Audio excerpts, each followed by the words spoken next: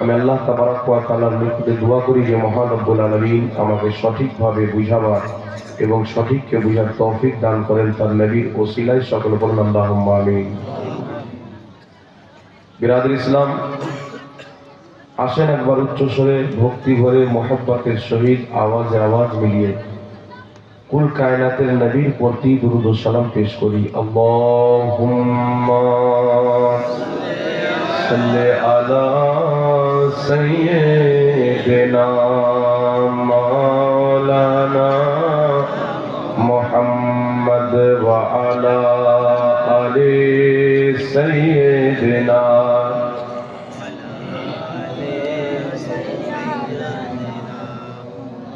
मौलाना मुहम्मद सल्लु अला मुहम्मदिन सल्लु अला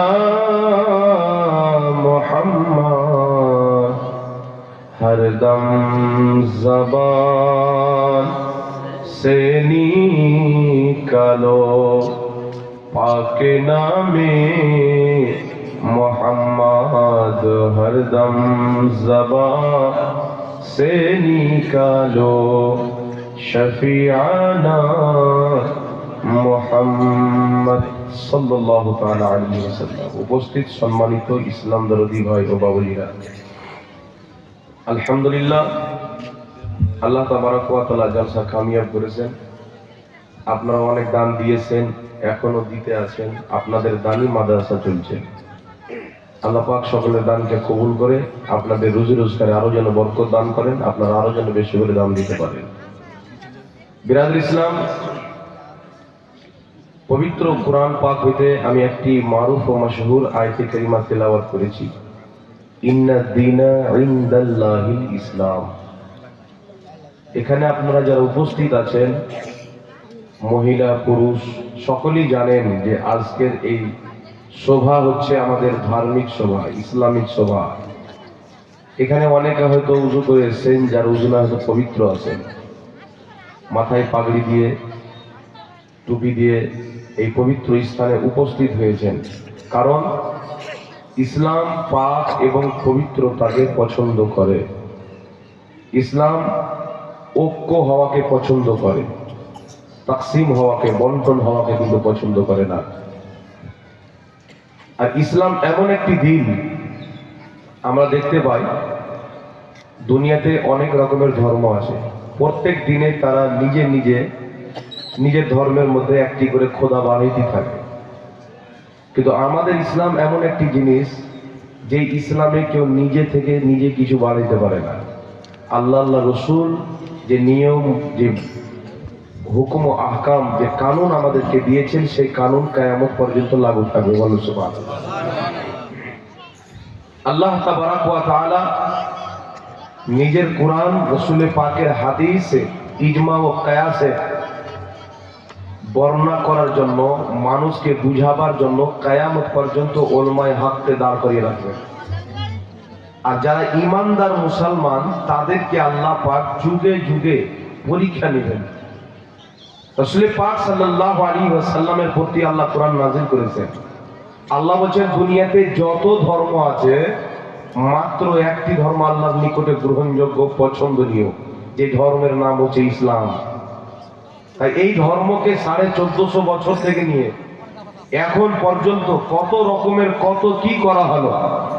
এই ইসলামের মধ্যে ডিভিশন তৈরি করা হলো, ভাগ তৈরি করা হলো, ফিরকা তৈরি করা হলো। শিয়া মতবাদকে বের করা হলো, খারজি মতবাদকে বের করা হলো, কাদিয়ানীকে বের করা হলো, ওয়াহাবি মতবাদকে বের করা হলো। আর বিভিন্ন রকমের নতুন নতুন আকীদা দিয়ে কোরআন এবং হাদিসেরই নামে যারা আসল মুসলিম, তাদের উপরে আক্রমণ করা হলো। আর এখন পর্যন্ত হচ্ছে। কোনো একটা চেষ্টা বাকি রাখে না আমেরিকা, ইহুদি, ব্রিটানিয়া, যে ইসলামকে কিভাবে নষ্ট করা যাবে, ইসলামের শক্তিকে ভাঙা যাবে, ইসলামের ঐক্য হওয়াকে যে কিভাবে নষ্ট করা যাবে, চতুর্দিক থেকে তারা ষড়যন্ত্র করে নেমে পড়েছে। আজকে ভারতের অবস্থা দেখেন। আমাদের ভারতের মাটিতে বাবরি মসজিদ আমাদের কাছ থেকে নিয়ে নেওয়া হয়েছে। দ্বিতীয় নম্বরে এখন জ্ঞানবাপী মসজিদের উপরে হামলা চালাচ্ছে। সেখানে পুজো করার অনুমতি দেওয়া হয়েছে। কিন্তু বিরাদুল ইসলাম সব কিছু হচ্ছে ইসলামের উপর আক্রমণ। আজ থেকে 100 বছর পূর্বে আমরা যখন ছোট ছিলাম, 100 বছর হয়নি আমাদের বয়স, 100 বছর পূর্বে তো আরো হয়তো শান্তি ছিল। আমরা যখন ছোট ছিলাম, তো ছোট কালে আমরা ট্রেনে সাফার করেছি, আমরা গাড়িতে গিয়েছি, এখানে হযরত বসে আছেন, ইনারা গিয়েছেন। তো পুলিশের মধ্যে হিন্দু হোক বা মুসলিম হোক, খ্রিস্টান হোক বা ইহুদি হোক, দাড়ি টুপিকে দেখে তারা একটা সম্মান করেছে, তারা সম্মান দিয়েছে। কিন্তু বর্তমান যুগের এমন অবস্থা হয়েছে, এই দাড়ি টুপি দেখলে আতঙ্কবাদ মনে করে। জি, এই দাড়ি টুপি দেখলে সন্ত্রাসী মনে করে। আর মনে করার একটি কারণ আছে, কারণ ইসলাম ধর্মের নামে ইহুদির চক্রান্তে, আমেরিকার সহযোগিতায় কখনো তালেবান বেরিয়েছে, কখনো আইএস বেরিয়েছে, কখনো আপনার কি বেরিয়েছে, বিভিন্ন রকমের সংগঠনকে আমেরিকা অস্ত্র দিয়ে দাড়ি লাগা, টুপি লাগা, মাথায় পাগড়ি বেঁধে ফিল্ডে নামিয়েছে। তারা ইসলামের নামে অবৈধভাবে মানুষের উপরে বম ফুটিয়েছে, গুলি করেছে। আপনার নাম শুনে হবেন, ওসামা বিন লাদেন বিখ্যাত আতঙ্কবাদ ছিল, কিন্তু দাড়ি ছিল, মাথায় টুপি ছিল। তো এই ধরনের ব্যক্তি যারা দাড়ি টুপি রেখে ইসলামের সঠিক মানাকে না বুঝে, ইসলামকে না জেনে তারা হামলা করলো। কিন্তু আমাদের ইসলাম কি বলছে? রাসূল পাক বলছেন, শুনো, তোমরা যখন যুদ্ধের ময়দানে যাবে, কেউ যদি তোমাদেরকে দেখে ভয়ে পালিয়ে যায়, তাকে মারার প্রয়োজন নাই। মহিলাদের প্রতি হাত উঠাবে না, বাচ্চাদেরকে শহীদ করবে না, যে সামনে ফেস টু ফেস তোমার সামনে আসবে তার ব্যতীত কারোর সাথে লড়াই করবে না। কেউ বাড়িতে বসে আছে, গিয়ে তুমি হামলা করবে না। যে তোমার সাথে যুদ্ধ করতে ইচ্ছুক, যে তোমার সাথে লড়াই করতে ইচ্ছুক, তুমি তার সাথে লড়াই করবে। কিন্তু ইসলামের নামে আইএসআই বের হলো, ওয়াহাবি মতবাদ বের হলো, আপনার কত রকমের মতবাদ বেরিয়ে তারা কি করলো? ইসলামের নামে হাজারো লোক আছে, বিল্ডিং কে উড়িয়ে দিল, এসে বম ফায়ার করে দিল, মুসলমানও মরলো, হিন্দুও মরলো, খ্রিস্টানও মরলো। এটা ইসলামকে বদনাম করলো কিনা? এটা আমাদের নবীর তালিমাত। রাসূল তো বলছেন কাউকে অবৈধভাবে মারা যাবে না, সে যে কোনো ধর্মকে মাননেওয়ালা হোক। আল্লাহ কোরআন এলান করে দিয়েছেন, লাকুম দীনুকুম ওয়ালিয়া দীন। এই জমিনের মাটিতে তারা তাদের ধর্ম পালন করবে, আমরা আমাদের ধর্ম পালন করব, কাউরির সাথে ঝগড়া হবে না। হ্যাঁ, কেউ যদি ইসলামকে চ্যালেঞ্জ করে সামনাসামনি যুদ্ধ করতে আসে, তার সাথে যুদ্ধ করিও। এমনি লোক বসে আছে, গিয়ে তুমি বোম ব্লাস্ট করে দিবা, বিল্ডিংকে ভুসড়ে দিবা, গুলি নিয়ে এসে নির্মল মানুষকে হত্যা করে দিবা, এটা ইসলাম পছন্দ করে না। নিঃসন্দেহে নাম যা রেখে, দাড়ি হোক বা টুপি হোক, নবীর ফয়সালার বিপক্ষে গিয়ে যদি সাধারণ মানুষকে হত্যা করে, সে মুসলমান হোক আর অমুসলিম হোক, ওই ব্যক্তি অবশ্যই আতঙ্কবাদ। শরীয়তের দৃষ্টিতেও আতঙ্কবাদ, দেশের দৃষ্টিতেও আতঙ্কবাদ, সমাজের দৃষ্টিতেও আতঙ্কবাদ। তাই ইসলাম এইগুলোকে পছন্দ করে না। তাই কি করা হলো? মুসলমান নাম দিয়ে সংগঠন তৈরি করলো আমেরিকার সহযোগিতায়, বম ব্লাস্ট করে বিল্ডিং উড়িয়ে দিল। ওই বিল্ডিং এ মুসলমান আছে, ইহুদি আছে, খ্রিস্টান আছে, হিন্দু ভাইরা আছে, সবাই আছে। তাহলে এটা কি ইসলাম বলেছে? জোরে বলেন। নবী পাক তো নিষেধ করেছেন। কিন্তু এই ধরনের কাজ করে ইসলামকে বদনাম করা হলো।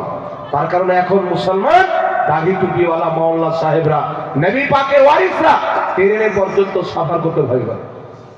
জি, দেখলে গুলিও করে দেয়, অনেক জায়গাতে মব লিঞ্চিং করে দেয়। আর কালকে একটা খবর দেখছিলাম, একজন মাওলানাকে রাস্তায় পেয়ে দাড়ি ধরে তারা মেরেছে। কেন জানেন? এই যে আতঙ্কবাদ ইসলামের নামে তৈরি হয়েছে। কিন্তু এরা মুসলমান না। ঈমান শক্ত করে রাখতে হবে, আকীদাকে বুঝতে হবে, রাসূলের পয়গামকে বুঝতে হবে, ইসলামের পয়গামকে বুঝতে হবে। আর ইসলামী হুকুমত যদি থাকে, তো মানুষ কোন পশুর উপর জুলুম হবে না। নবীর হাদিস উঠে দেখেন, কিয়ামতের পূর্বে ইমাম মেহেদী যখন চলে আসবেন আর সারা পৃথিবীতে আল্লাহু আকবারের সাদা যখন আসবে, ইসলামিক হুকুমত থাকবে, বাঘ এবং বকরি পাশাপাশি চড়বে। বাঘকে বকরি থেকে ভয় থাকবে না, বকরিকে বাঘ থেকে ভয় লাগবে। সুবহানাল্লাহ। এর নাম হচ্ছে ইসলাম, এর নাম হচ্ছে শরীয়ত, এর নাম হচ্ছে আল্লাহর দ্বীন। আর ইসলামের নামে কত রকমের কত দল বেরিয়ে গেছে। আজকে আপনাদের এলাকার ইতিহাস পড়েন, 50 বছর পূর্বে এত দল ছিল না, এখন দেখবেন কত রকম দল হয়ে গেছে। আর মানুষ একটু কোনো মানুষকে কিছু মিষ্টি কথা বলে দিল, আর কিছু বলে দিল, ধোকায় গিয়ে নিজের ইমানকে বিক্রি করে দিল। তাই বেরাদের ইসলাম, আজকে মুসলমানদের উপরে জুলুম কেন হচ্ছে শুনেন। রাসূল পাক সাল্লাল্লাহু আলাইহি সাল্লাম বলছেন, অতি শীঘ্রই তোমাদের প্রতি সারা পৃথিবীর কুফফার আক্রমণ করবে। কেন? হুজুর আমাদেরকে দেখে তো তারা ভয় করে। ইতিহাস সাক্ষী আছে, বদরের যুদ্ধতে 313 জনকে দেখে হাজারো হাজারো কাফির ভয় পেত। মক্কার মাটিতে অল্প মুসলমানকে দেখে বিভিন্ন কাফির, অসংখ্য কাফিরা ভয় করেছে। বিভিন্ন দুনিয়াতে, বিভিন্ন জায়গাতে মুসলমানকে দেখে তারা ভয় করেছে। রাসূলের পাককে সাহাবা বলছেন, হুজুর আমাদের উপরে ঝাঁপিয়ে পড়বে, আমরা তো এত শক্তিশালী, আজকে 313 জন আছি, কখনো 2000 আছি, কখনো 40,000 আছি, তো পুরো পৃথিবী আমাদেরকে ভয় করে। কিন্তু এমন একটা কাল আসবে কেন? রাসূলের পাক বলছেন, তোমাদের ভয় তাদের অন্তর থেকে বেরিয়ে যাবে, কারণ তোমরা দিন থেকে কিছুটা ঘটে যাবে। তোমাদের অন্তর থেকে ইমানের চেরাগ দুর্বল হয়ে যাবে, ইমানের আলোতে জং লেগে যাবে, অন্ধকার চলে আসবে। তোমরা জিহাদ বলে ভুলে যাবে, মওতকে ভয় করবে, মওতকে ভয় করবে। আজকে ইসলামের নামে অনেক মতবাদ বেরিয়েছে, ওয়াহাবি মতবাদ বেরিয়েছে, সালাফি মতবাদ বেরিয়েছে, তাবলিগি জামাতি মতবাদ বেরিয়েছে, দেওবন্দি মতবাদ বেরিয়েছে, কাদিয়ানি মতবাদ বেরিয়েছে, শিয়া মতবাদ বেরিয়েছে। এই সমস্ত মতবাদের আপনি ডিটেইলস যদি জানতে পারেন, এই সমস্ত মতবাদকে না রাসূল তৈরি করেছেন, না সাহাবা তৈরি করেছেন। এই সমস্ত মতবাদের ডিটেইলসকে যখন আমরা পড়ি, এদের তারিখকে যখন আমরা পড়ি, কাউকে 150 বছর পূর্বে ভারতের গভর্নর বার্তানিয়া হুকুমত তৈরি করেছে, কাউকে 200 বছর পূর্বে আমেরিকা তৈরি করেছে। কওমের ইতিহাস মুস্তাফা পর্যন্ত যায় না, কিন্তু জমিনের মাটিতে যেটা খাজা গরিব নওয়াজ ইসলাম নিয়েছেন, যে ইসলামকে আলাউল হক পান্ডুই প্রচার করেছেন, যে ইসলামকে মাহবুবে কেছোছা প্রচার করেছেন, যে ইসলামকে বাগদাদের গাউসে আজম প্রচার করেছেন, যে ইসলামকে আউলিয়ায়ে কেরাম প্রচার করেছেন, যে ইসলামকে বর্তমান জামানায় সুফিজম বলা হয়, সুফিদের মাননেওয়ালা, ওলিদের মাননেওয়ালা, যারা পৃথিবীতে নিজের মহব্বতের কারণে আখলাকের পয়গাম দিয়ে সুন্দর চরিত্রের মাধ্যমে সারা পৃথিবীর অনেক অমুসলিমকে ইসলামের চারাক দান করেছেন, ইসলামের জ্যোতি দান করেছেন। ওই আউলিয়াকে মাননেওয়ালা, যাকে আহলে সুন্নাত ওয়াল জামাত বলা হয়, যাকে সুন্নি বলা হয়, যাকে হানাফি বলা হয়, আল্লাহর কসম খেয়ে বলি, এই জামাতকে তৈরি করনেওয়ালা দুনিয়ার কোনো ব্যক্তি না, এই জামাতকে তৈরি করনেওয়ালা মদিনার মুস্তাফা আমিনার নাম। নারে তাকবীর, নারে ইসলাম, নারে হায়দারে, দশমাকা দাওয়ান, বস্তি করিও। তাই ইতিহাসকে পড়তে হবে, আপনাকে জানতে হবে। আজকে যদি আপনাকে কোনো শিয়া এসে বলে, চলো আমার সাথে 40 দিন তোমাকে নামাজ শিখিয়ে দিব, দিন শিখিয়ে দেব, আপনি যদি চলে যান, সে কার দিন শিখাবে? শিয়ার দিন শিখাবে। আপনাকে তবলিগি জামাত এসে বলবে, চলেন 10 দিন 15 দিন, আপনাকে সাথে করে নিয়ে কি করবেন? নামাজ শিখাবো, কোরআন পড়তে শিখাবো। আপনাকে গিয়ে কি শিখাবে? দেওবন্দি মতের আকীদা আপনার মধ্যে ভরে দিবে। আজকে আপনাকে জামাত ইসলামী আছে, ওয়াহাবি মতবাদের আকীদা আপনার মধ্যে ভরে দিবে। আপনি যে আহলে সুন্নাত ওয়াল জামাত ইমানদার মুসলমান আছে, এখন আপনার সামনে কেউ নবীকে নিজের মতো বললে আপনার রক্ত গরম হয়ে যাবে। কেউ নবীর মুখ দিয়ে দুর্গন্ধ বের হচ্ছে বললে আপনি থাপ্পড় মেরে দিবেন। কেউ যদি বলে নবী গুনাহ করেছেন, আপনি তার জান নিয়ে নেবেন। কিন্তু যখন ওই জামাতে চলে যাবেন, আপনার সামনে নবীকে গালি দিবে, আপনি বলবেন নামাজ পড়ো। আপনার সামনে রাসূলকে তাওহীন করা হবে, আপনি বলবেন নামাজ পড়ো। আপনি কোনোই মতে নবী মুস্তাফাকে গালি দিলে আপনার আওয়াজ উঠবে না, বরং যেই মৌলবি স্টেজে চেপে বলে কিয়ামতের কঠিন দিনে নবী কি বাঁচাতে পারবে, সে তো নিজের মেয়ে ফাতেমাকে বাঁচাতে পারবে না। আরে নবী তো নিজে তাকিয়ে থাকবে, তার নেকির পাল্লা ভারী হচ্ছে না গুনার পাল্লা ভারী হচ্ছে? এই পৃথিবীর মুসলমান একটু অন্তরে হাত দিয়ে বলো, আরে তোমার নবীর ঘাম মোবারক থেকে খুশবু বের হতো, তাই সাহাবায়ে কেরাম নবীর ঘাম মোবারককে নিয়ে আতর হিসাবে ব্যবহার করত। তোমার নবী মুস্তাফা যেই রাস্তাতে চলে যেত, ওই রাস্তাতে আজ পর্যন্ত খুশবু মহকায়। আরে পৃথিবীর সফর করো, একবার মদিনাতে যাও, সারা পৃথিবীর খুশবু আলাদা মনে হবে, মদিনার খুশবু আলাদা মনে হবে। আজকেও মনে হয় মুস্তাফা জানের রহমতের প্রেমে পেশানির খুশবু, ঘামের খুশবু, মদিনার চতুর সাইডে খুশবু উঠাচ্ছে। সুবহানাল্লাহ, সুবহানাল্লাহ।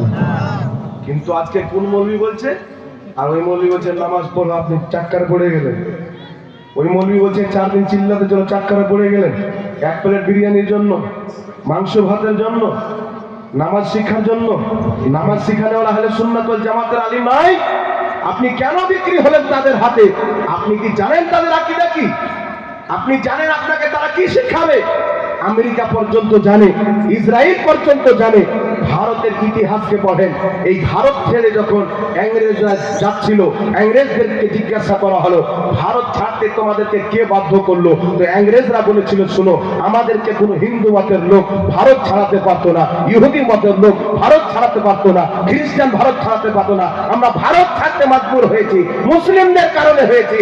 আর এই মুসলিমকে কোন মতে লড়ে পারা যাবে না। কারবালার ময়দানে এই মুসলমানকে 3 দিন পর্যন্ত পিপাসা রাখা হয়েছে, ক্ষুধার্ত অবস্থায় রাখা হয়েছে, কিন্তু এই মুসলমানকে পারা যায়নি। এরা না খেয়েও এমন ভাবে লড়াই করে যেমন জঙ্গলের শের লড়াই করে। এদেরকে লড়াই করা পারা যাবে না। কেন? আমেরিকা বার্তানিয়ার হুকুমত বলেছিল শোনো, মুসলমানকে যদি লড়তে হয় অস্ত্র দিয়ে লড়া যাবে না, টাকা দিয়ে লড়াই করা যাবে না। মুসলমানকে হারাতে হলে ফারসা নিয়ে হারানো যাবে না, লড়াই করে হারানো যাবে না। মুসলমানকে যদি হারাতে হয় তাদের অন্তর থেকে মুস্তাফার মুহাব্বতকে বের করে নাও, মুসলমান জিন্দা অবস্থায় মরে যাবে। সুবহানাল্লাহ। আজকে ওয়াহাবি বলবে আপনাকে কি শিখাচ্ছে? জি, যেই নবী মুস্তাফা বলবেন তো আল্লাহ নবী পাকের একটি কথাতে 1 ফোঁটা চোখের পানির বিনিময়ে কোটি কোটি গুনহেগারকে আল্লাহ জান্নাত দান করে দিবে। যেই নবী মুস্তাফা বলছেন শাফাআতি লিআহলিল কাবাইর মিন উম্মতি, ইবনে মাজার সহিহ হাদিস, যে আমার উম্মতের বড় বড় পাপীকে আমি জাহান্নাম থেকে বের করে জান্নাতে নিয়ে যাব। আরে শুনেন, আপনি কতদিন নামাজ পড়েছেন? আপনি আপনার টাকার ক টাকা যাকাত বের করেছেন? আপনার ফসলের কত ওসুর বের করেছেন?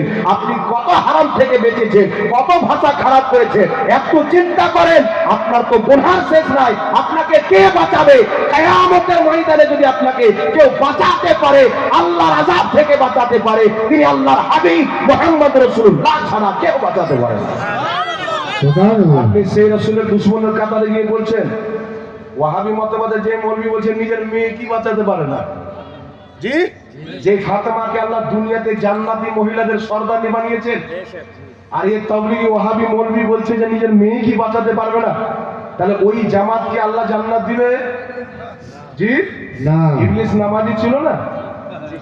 সারা পৃথিবীতে যত তাবলীগী জামাত সারা জীবনে নামাজ পড়বে, ইবলিসের নামাজের ইবাদতের একটা কোণার সমতুল্য হবে না। জি, এদের নামাজ কবুল কি কবুল না গ্যারান্টি না, কিন্তু ইবলিসের প্রত্যেক ইবাদত কবুল ছিল আর গ্যারান্টি আছে। কিন্তু মাত্র একটি কারণ, আদমের সম্মান করলো না। আল্লাহ বললেন শুনো, আমার কোন বান্দা যদি চুরি করার পরে তওবা করে কান্না করে আমি আল্লাহ ক্ষমা করে দিতে পারি। আমার কোন বান্দা মানুষকে হত্যা করার পরে তওবা করে খালিস দিলে আমি আল্লাহ ক্ষমা করে দিতে পারি। আমার কোন বান্দা ব্যভিচার করে ক্ষমা চাইলে আমি আল্লাহ ক্ষমা করে দিতে পারি। কিন্তু শোনো, যারা আমার নবীগণের চুল পরিমাণে বেয়াদবি করবে আমি আল্লাহ তাদেরকে কোনোদিন ক্ষমা করব না। সুবহানাল্লাহ। এই গুনার কোনো মাপ নাই, এই গুনার কোনো বিকল্প নাই। এর শাস্তি একটা চিরস্থায়ী জাহান্নামী। তাই শুনেন, নবী পাকের মেয়েকে রাসূলের পাক বলছেন, রাসূলের পাক বলছেন আল ফাতিমা তো সাইয়্যিদাতুন নিসায়ে আহলিল জান্নাহ। আমার ফাতেমা হচ্ছে জান্নাতি রমণীদের সর্দারনী, জান্নাতি মহিলাদের সর্দারনী। যেই ফাতিমাকে আল্লাহ দুনিয়াতে জান্নাত দিয়েছেন, কিয়ামতের ময়দান সংগঠিত হবে। আল্লাহ পাক হাসরের ময়দানের নবী ওলি সকলকে বলবেন তোমরা নিজের মাথা উঁচু করো। সবাই মাথা উঁচু করবেন। আল্লাহ বলবেন চোখ বন্ধ করো। সবাই চোখ বন্ধ করতে গিয়ে বলবে আল্লাহ মাথা নত করলাম, চোখও কেন বন্ধ করব? একটু কারণটি বলো। আল্লাহ বলবে শোনো, জান্নাতি মহিলাদের সর্দারনী আমার হাবিবের মেয়ে ফাতিমাকে এখন আমি পুলসিরাত পার করাবো। হাজারো হাজারো জান্নাতি মহিলা, জান্নাতি হুরুল গুলমার সাথে আমার ফাতিমাকে, নবীর মেয়েকে পুলসিরাত পার করাবো। সে দুনিয়াতে তাকে কেউ দেখতে পায়নি, হাসরের ময়দানে তার ইজ্জতের হিফাজতের জিম্মা আমি আল্লাহ করব। সুবহানাল্লাহ।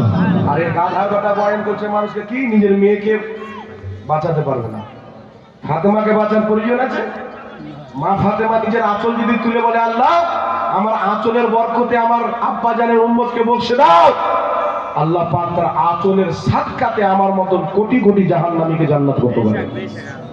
জি, এই আঁচলের এত দাম, মা ফাতেমার আঁচলের এত দাম, এই আঁচল যদি জ্বলন্ত আগুনে ফেলে দেয় আল্লাহর রহমত হলে আগুন পর্যন্ত বুঝে যাবে। আর এ মা ফাতেমার ব্যাপারে এরকম আকীদা, নবীর মুখ দিয়ে দুর্গন্ধ বের হতো, ঠিক ঠিক ঠিক ঠিক, এটা কোনো ইহুদি যদি বলতো তাতে তালওয়ার নেবে। জি, আমার নবীর মুখ দিয়ে দুর্গন্ধ বের হতো, তো ইহুদির গোষ্ঠী গিয়ে কি বলতেন? বলতেন না, তালওয়ার নিয়ে বের হতেন, কত বড় বড় মিছিল করতেন। আজকে বলছে যে মুহাম্মদ সাল্লাল্লাহু আলাইহি ওয়াসাল্লাম কবরে মরা মানুষ পড়ে আছে, কবরে কিছুই করতে পারে না। আমরা যে কি করছি জানে না, কিন্তু নবী পাক বলছেন মাজমু জাওয়াইদের মধ্যে সহিহ হাদিস, ইমাম হাইসামি হাদিসটি উল্লেখ করে বলেছেন হাদিসটি সহিহ। রাসূল পাক বলছেন, শুনো, তোমাদের সমস্ত আমল আমার দরবারে পেশ করা হয়। তোমাদের ভালো আমল দেখলে আমি আল্লাহর কাছে শুকরিয়া আদায় করি, আল্লাহ তুমি আমার গুনাহগার উম্মতকে ভালো আমল করার তৌফিক দান করেছো। আর যদি তোমাদের গুনাহ দেখি, কুকর্ম দেখি, আমি আল্লাহর দরবারে দোয়া করি, আল্লাহ আমার উম্মত শয়তানের চক্রান্তে পড়ে গুনাহ করেছে, আল্লাহ আমি মুস্তাফা দোয়া করছি তুমি ক্ষমা করে দাও। সুবহানাল্লাহ। নবীর পাওয়ার দেখতে চাও? আরে বলছো নবীর কবর আছে, কিছু জানে না। শুনো, আল্লাহর কসম খেয়ে বলি, মুস্তাফা জানের রহমতকে আল্লাহ পাক এত সুন্দর জ্যোতি দান করেছেন, এত পাওয়ার দান করেছেন। উঠান বুখারী শরীফ, রাসূল পাক সাল্লাল্লাহু আলাইহি ওয়াসাল্লাম উহুদের শহীদদের মাজার জিয়ারত করলেন। জিয়ারত করার পরে মিম্বারে উপস্থিত হলেন। মিম্বারে উপস্থিত হওয়ার পর বলছেন, আমার সাহাবী, আমি ইন্তিকাল করে যাব, কিন্তু তোমরা এটা মনে করিও না যে ইন্তিকাল করে শেষ হয়ে যাব। আল্লাহু আকবার কবিরা। রাসূল পাক বলছেন, শুনো, ইন্নী ওয়াল্লাহি লা আনজুরু ইলা হাউদিল আরদ, আমি নবী মুস্তাফা আরবের মাটিতে দাঁড়িয়ে 7 আকাশের উপরে জান্নাত, জান্নাতের হাউজে কাউসারকে দেখতেছি। সুবহানাল্লাহ। জান্নাতের হাউজে কাউসারকে দেখতেছি।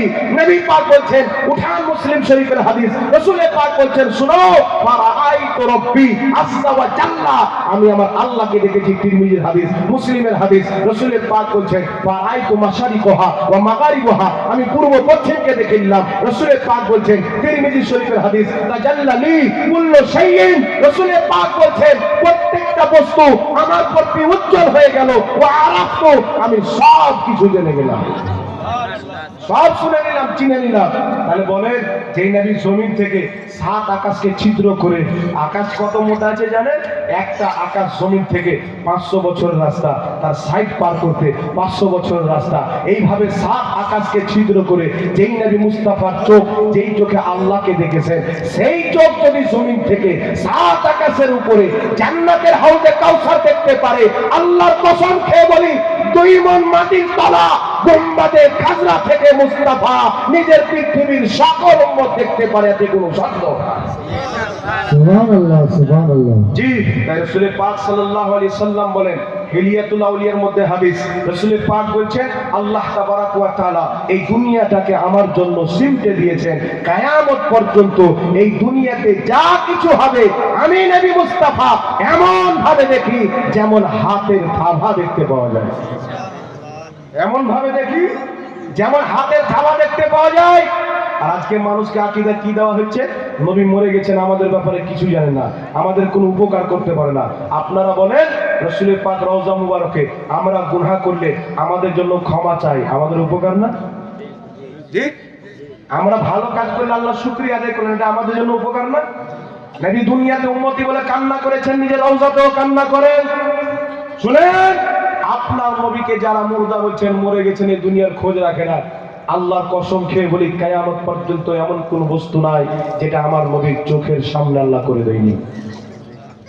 জি, তাই মুসলমান এমনি হওয়া যাবে না, শুধু বললি আমি মুসলমান ইমানদার হবে না। তোমার নবীকে যারা বলেছে তোমার নবী গুনাহ করেছে, ওকে তালাক দিতে হবে। আপনার নবীর ব্যাপারে বলেছে মুখ দিয়ে দুর্গন্ধ বের হবে, এরকম মুর্শিকে তালাক দিতে হবে। আরে যেই ইমাম গ্রামের মরমকে যদি একটা খারাপ শব্দ ব্যবহার করার ইমামতি টিকে না, আমার মুস্তাফার তাওহীন করে তবলিগি জামাতের ইমামের পিছনে নামাজ হবে?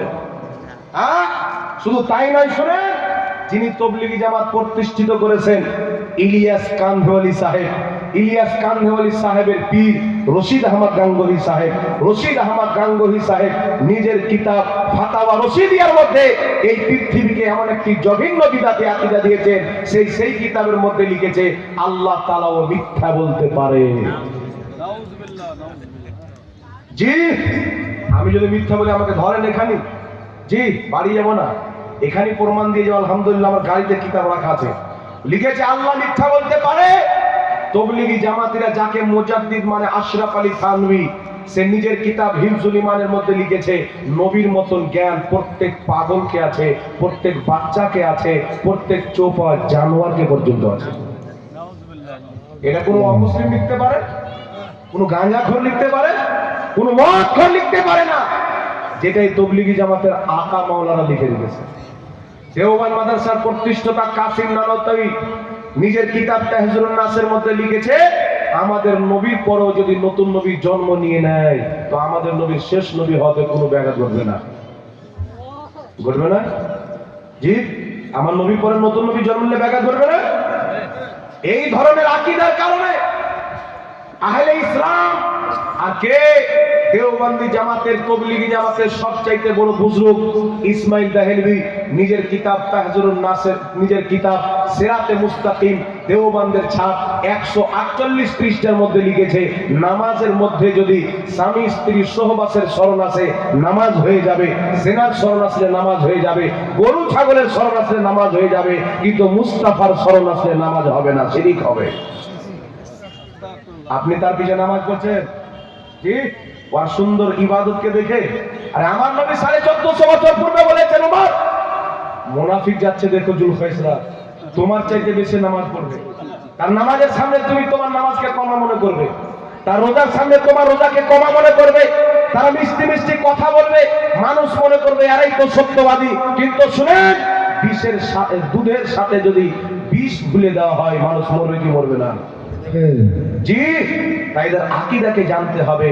72 ফিরকা জাহান্নামে কেন যাবে? কার মধ্যে হবে? হিন্দু মুসলিম মিলিয়ে 72 ফিরকা হবে, ইহুদি মিলিয়ে হবে না। দাড়িওয়ালা 72 ফিরকা হবে, টুপিওয়ালা 72 ফিরকা হবে, কালেমাওয়ালা 72 ফিরকা হবে, নামাজওয়ালা 72 ফিরকা হবে। জান্নাতি ফিরকা কি করে চলবেন? একটি কথা মনে রাখবেন, এই জমিনের মাটিতে যতই নবীর মুস্তাকি হয়েছে, হয়তো দেওবন্দি করেছে, নচেত আহলে হাদিস করেছে, আর তাদের সাথে যারা নবী মুস্তাফার পক্ষ নিয়ে লড়াই করেছে তারা সুন্নি জামাতের মৌলবীরাই করেছে, এখন পর্যন্ত লড়াই করছে। আজকে দেখেন না, এই ভারতের মাটিতে একজন হিজড়া নরসিংহ রাও সারস্বতী ওর মা, আর মুখ চোখ দেখবে তো মনে হবে যে ওর মা গাঁজা খেয়ে ওকে জন্ম দিয়েছে। এ হারামখোর বলছে নবী পাক সাল্লাল্লাহু আলাইহি ওয়াসাল্লাম চরিত্রহীন ছিল, ইসলাম নাকি আতঙ্কবাদের ধর্ম। এর দাঁত ভাঙা জবাব কে দিয়েছিল? বিশ্বাস না হয় আমার মোবাইলে আছে। তাবলিগি জামাতের আমির পর্যন্ত গিয়ে মন্দিরে হনুমান চল্লিশা পাঠ করে পূজা করছে, দেওবন্দ মাদ্রাসার বড় মুফতি গিয়ে পূজা করছে। আর রাম মন্দির উদ্বোধন হলো তো দেওবন্দীদের বড় মুফতি সেখানে গিয়েছে। জি, কিন্তু আল্লাহর কসম খেয়ে বলি, এই নরসিংহ রাও সারস্বতী ভাগবত আতঙ্কবাদীদের দাঁত ভাঙা জবাব যদি কেউ দিয়ে থাকে, সুন্নি জামাতের মুফতি সালমান আজহারি দিয়েছেন। আজকে জেলে বন্দি সালমান আজহারি বলছে, শোনো, আমার মতন সালমান আজহারি একটা না কোটি কোটি জেলে বন্দি হবে, ফাঁসিতে চড়ে গেলেও সব বরদাস্ত করা হবে। নবীর বেয়াদবি, ইসলামের বেয়াদবি সহ্য করা যাবে না। নারে তাকবীর, নারে ইনশাআল্লাহ, নারে হায়দারে ইসলাম। আজকে আরএসএস এর তালওয়া কে চাচ্ছে? বর্তমান জামানায় তবলিগি জামাতের সবচাইতে বড় আলিম আরশাদ মাদনী, হিন্দু আছে, মঞ্চে সবাই আছে, বক্তব্য দিচ্ছে, বড় বড় পণ্ডিত বসে আছে। ওম আর আল্লাহ ইন দোনো মে কোই ফার্ক নেই। যাকে আপনারা ওম বলেন আমরা তাকে আল্লাহ বলি, দুটোর মধ্যে কোনো তফাৎ নাই। তফাৎ হচ্ছে আপনারা ওম বলে মানেন, আমরা আল্লাহ বলে মানি। এটা শিরক না? এটা কেন? ওই যে দালালি করবে, মাদ্রাসায় কিছু ফান্ড পাবে। জি, দালালি কেন? কিন্তু আহলে সুন্নাত ওয়াল জামাতের কোন স্টেজ আমি আমার মাদ্রাসাতে ডিসিকে পর্যন্ত চড়তে দিইনি, ডিসি পুলিশের বড় বাবুকে পর্যন্ত চড়তে দিইনি, নিচে বসে স্টেজে না। এটা আমার নবীর স্টেজ। ইন্নামাল মুশরিকুনা নাজাসুন, মুশরিক হচ্ছে নাপাক, এই স্টেজটা হচ্ছে পাক। জি জি। আর সে ওই নাপাককে খুশি করার জন্য বলছে।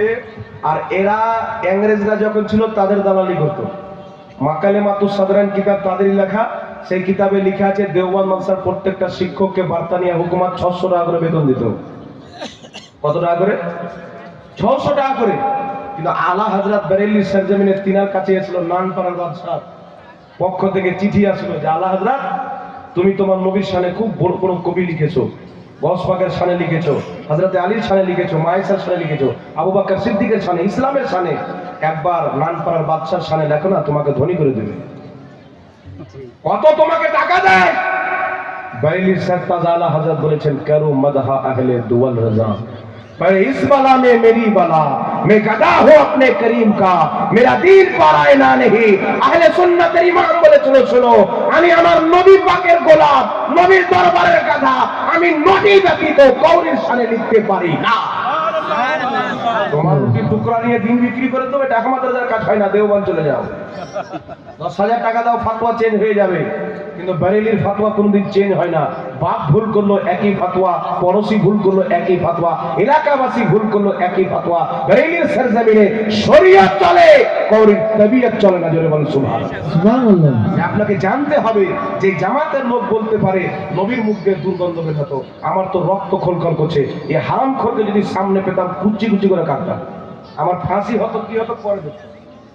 যে রাসূলের পেশাব মোবারক খুশবু, যে রাসূলের ঘামে খুশবু, মুসলিম শরীফের হাদিস ওটা। সাহাবা মুছছেন আর শিশিতে ভরছেন, রাসূলের পাক বলছেন কি করছো? হুজুর আপনার ঘাম আতরে মিশিয়ে দিই তো সুগন্ধি আরো বেড়ে যায়। এটা সাহাবার আকীদা। আরে নবী পাক ওযু করছেন, বুখারী শরীফের হাদিস উঠান, নবীর কুলি করা পানি, নাকে দেওয়া পানি, চেহারা ধোয়া পানি, হাত ধোয়া পানি, পা ধোয়া পানি সাহাবা মাটিতে পড়তে দেয় না, তাবাররুক হিসাবে নিয়ে কে চেহারাতে লাগাচ্ছেন, কেউ বুকে লাগাচ্ছেন, আর প্রমাণ করছেন শুনো আমরা নবীকে এত ভালোবাসি, নবীর পা ধোয়া পানি, কুলি করা পানিকেও আমরা খুশবুদার মনে করি। আর এই জবানকে বলছে দুর্গন্ধ বের হতো, যেই জবানে আল্লাহ কথা বলে। জি, আমার নবীর জবানে আল্লাহ কথা বলেন, নবীর জবানে আল্লাহ কথা বলেছেন, কুরআন নবীর জবান দিয়ে আল্লাহ প্রকাশ করেছেন।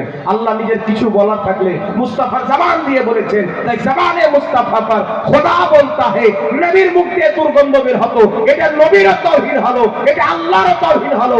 আল্লাহর তাওহীদ করনে वाला নবীর তাওহীদ করা মুসলমান হতে পারে না, তো ঈমান কি করে হতে পারে? জাহান্নামের পিছনে নামাজ হবে?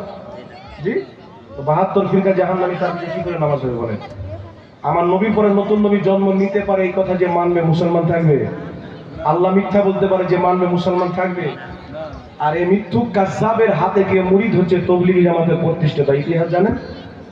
জি, আরবের মাটি থেকে আরবের 33 জন উলামায়ে কিরাম মক্কা মদিনার ইমামরা ফতোয়া দিয়েছিল।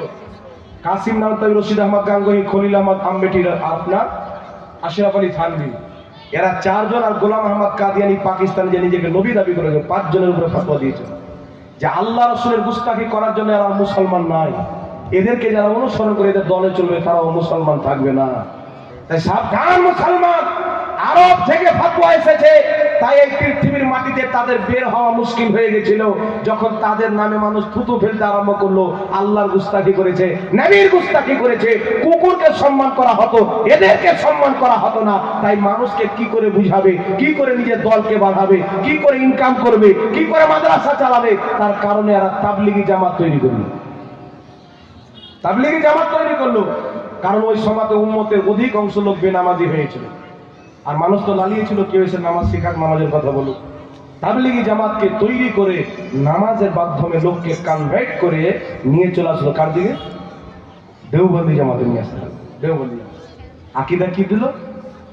1400 বছর থেকে যে আকীদা ছিল মুসলমানদের, আল্লাহর নবী নূর ধরে দিল আমাদের মতনই মাটির তৈরি মানুষ। 1400 বছরের মুসলমান আকীদা ছিল নবী পাক গায়েব জানেন, আল্লাহ জানাতে। আজকে কি বলে দিল? নবী পাক পিঠ পিছনের খবর জানেন না, কিতাবে লেখা। জি, পিঠ পিছের খবর জানেন না। আকীদা কি দিয়ে দিল? আরে নিজে আমল করো, যদি জান্নাত চাও, নবী কিছু করতে পারে না। জি, কিন্তু শুনেন, একটা দুটা না, অসংখ্য আকীদা আছে। আমি যদি বয়ান করে রাত্রে হয়ে যাবে। নবীর সম্মান বড় ভাইয়ের মতো করতে হবে। আকীদা কে দিয়েছে? তাবলীগী জামাতের সবচাইতে বড় বুজরুগ আপনার ইসমাইল দেহলভী নিজের কিতাব তাকওয়াতুল ঈমানে লিখেছেন। নবী মরে মাটির সাথে মিশে গেছে, কে লিখেছে? দেওবন্দীদের গুরু লিখেছে। আজকে ওদের নামাজের দাওয়াত দেখে, তবলিগি জামাতের দাওয়াতকে দেখে যারা চলে গেছেন এলাকার মুসলমান, সকাল হতে হতে তওবা করে ফিরে আসতে হবে, নচেত নামাজ পড়লেও জাহান্নামী, রোজা রাখলেও জাহান্নামী, চিরস্থায়ী জাহান্নামে জ্বলতে হবে।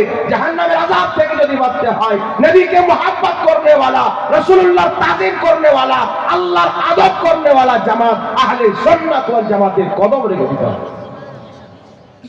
যে জিনিসটা যুগ যুগ থেকে মানুষ করে আসছেন, ফুকাহায়ে কেরাম, বিজ্ঞ ইমামগণ যাকে করা মুস্তাহাব বলেছেন, সওয়াবের কাজ বলেছেন, আজকে মানুষকে বলে না যে কিয়াম করা হারাম, এই বলে না 40 হারাম করা হারাম বলে না। আমাকে একজন বলেছে, হুজুর মরা মানুষ কি আর মরা গরু কি আর চারা খায়?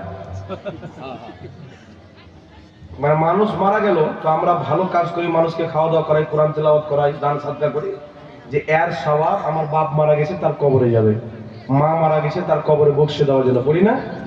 যারা মানুষকে কি বুঝা গেল মরা গরু কি আর চারা খায়? আমাকে বলছে তো জান না যে কোন কোম্পানির মাল আছে। আমি ওকে বললাম যে শোনো, তোমার বাপ মা মারা গেলে গরু হয়ে যায়, আমাদের মা বাপ মানুষই না, তাই আমাদের চারা খায়, তোদের গরু হয়ে যায়, কুত্তা হয়ে যায়, তোদের খাবে না। কি বলবো ওকে, বলবো কি? তো মানুষ যদি মারা যায় তাহলে জিন্দা মানুষ, মৃত্যু মানুষের নামে যা কিছু ভালো কাজ করবে তার সওয়াব মৃত্যু ব্যক্তির কবরে যাবে। আর কুত্তা যদি মারা যায় তো করার দরকার নাই। তা আপনার বাপ মায়ের মর্যাদা সম্মান যদি কুকুরের সমতুল্য থাকে, দাফন করে চলে আসেন লাভ দিয়ে, কোনো অসুবিধা নাই। চাপ্পাল পরিয়ে জানাজা করিয়ে দিয়েন। জি, আপনার মায়ের, আপনার বাবার, আপনার এলাকাবাসীর মুসলমানের কোনো সম্মান যদি না থাকে তাহলে চাপ্পাল পরি জানাজা পড়ে দেন, চাপ্পাল পরি মাটি দিয়ে দেন, পাটাতন দিন না, ডাইরেক্ট মাটি দিয়ে গেড়ে চলে আসেন না, কি অসুবিধা? কিন্তু যদি বলেন না আমার বাপ আছে, আদব আছে, এই জীবতিত যেমন তার আদব ছিল, ইন্তিকালের পরেও তার আদব আছে, নাই? জি, এখানে অনেক লোক আছেন যার বাবা নাই। আমি যদি আপনাকে বলি সালা বলে গালি দিতে, আমাকে জুতা মারবেন না? জি, বাপ তুলে গালি দিলে মারবেন না? কেন মারবেন? আপনার বাপের মর্যাদা আছে। তো গালিটা চলে গেল আর দোয়াটা যাবে না, নেকিটা যাবে না? তো আমি ওকে বললাম, শুনো, তোমার বাপকে আমি একটা গালি দেবো, তোমাকে লাগবে কি? হ্যাঁ বলে সাহেব আমার বাপকে গালি দেবেন না। তোর বাপকে গালিটা লেগে যাবে আর দোয়া লাগবে না, ইসালে সাহেবের নেকি যাবে না। তো বাদ দাও এগুলো, মুনাফিকি মানুষকে গুমরা করিয়ে না। শয়তান, রাসূলের পাক বলেছেন, শয়তান কবর পর্যন্ত গিয়ে মুর্দাকে ডিস্টার্ব করে। তো এরা হচ্ছে দাড়ি টুপিওয়ালা শয়তান। সূরা নাস পড়েন না, আল্লাহ বলেছেন মানুষ রূপেও শয়তান আছে, নাই? দাড়ি টুপিওয়ালা শয়তান আছে। জুলখাইসরা দাড়ি টুপিওয়ালা শয়তান ছিল, ইয়াজিদ দাড়ি টুপিওয়ালা শয়তান ছিল, ইয়াজিদি লস্করের মধ্যে অনেক ব্যক্তি দাড়ি টুপিওয়ালা ছিল। তাদেরকে আপনি কি বলবেন? শয়তান বলবেন না? আহলে বাইতকে 3 দিন পিপাসিত রেখে শহীদ করলো। যে নবীর কারণে আল্লাহ পানি বর্ষিত করতেন, ওই নবীর নামাজ আদায়ের জন্য পানি বন্ধ করে রাখলো। তাহলে বুঝতে দেরি করতে হবে না মুসলমান, ঈমান বাঁচিয়ে রাখতে হবে। বিভিন্ন ফিরকা উঠবে, যার যত ডুপ্লিকেট মাল তত বেশি অরিজিনাল বলবে, তত বেশি চেঁচাবে। কিন্তু আসল হচ্ছে আকীদা। নবীর চুল পরিমাণে যে গুস্তাকি করবে, আল্লাহর কসম খেয়ে বলি, কিতনির নামক কুত্তা জান্নাতে যাবে, তার জন্য জান্নাত হারাম হয়ে যাবে। চুল পরিমাণে যারা বেয়াদবি করে, কারণ ঈমান হচ্ছে আল্লাহ রাসূলের আদবের নাম, আল্লাহ রাসূলের মহব্বতের নাম। তাই আপনাকে কেউ কবর থেকে উঠে বলতে আসবে না, আপনাকে আরশে আযাব থেকে বলতে আসবে না। আপনাকে আজকে ভাবতে হবে, বিবেক করতে হবে। যুগ যুগ থেকে মুসলমান ইসলামকে বুঝতো না, এই কথা না। কিয়ামতের পূর্বে 73টি ফিরকা হবে। আমার নবী বলেছেন, কুল্লুহুম ফিন্নার, 72টি জাহান্নামে যাবে, ইল্লা মিল্লাতান ওয়াহিদা, একটি জান্নাতে যাবে। মান আলিহি ওয়া সাহাবী, যে আমার সাহাবীর তরিকাতে চলবে তারাই হবে জান্নাতি। বুঝতে দেরি করলে হবে না। নবী মুস্তাফার জামাত, সাহাবীর জামাত, যে জামাতটা ইমাম আজম আবু হানিফা প্রচার করেছেন, বাগদাদের গাউসে পাক প্রচার করেছেন, আজমিরের খাজা মঈনুদ্দিন চিশতি প্রচার করেছেন, কেশোচার মাধ্যমে সিন্নাহ প্রচার করেছেন, বারেলির ইমাম আহলে সুন্নাত প্রচার করেছেন, যে আহলে সুন্নাত ওয়াল জামাত 1450 বছর পুরাতন জামাত। আর যত বেরিয়েছে ওয়াহাবি নামে, তাবলিগি নামে, এই সমস্ত জামাতের বয়স হচ্ছে 150 বছর। 150 বছরের পূর্বে মুসলমান ছিল না? কথা বলেন। কেয়ামকে বলে যে হারাম, একটা মুরগি বেরিয়েছে, পোল্ট্রি মুরগি, চোর, পোল্ট্রি মুরগি, মানে হারাম খেয়ে খেয়ে গলা পর্যন্ত প্যাট হয়ে গেছে। ওকে দেখেন তো বুঝতে পারবেন না যে বুক কোনটা প্যাট কোনটা, মনে হবে পায়ের তলা থেকে মাথা অবধি প্যাটই আছে। পোল্ট্রি মুরগি এ বলছে মানুষকে বুঝাচ্ছে যে আমার কাছে কায়াম করা হারাম। শরীর তো ওর বাপের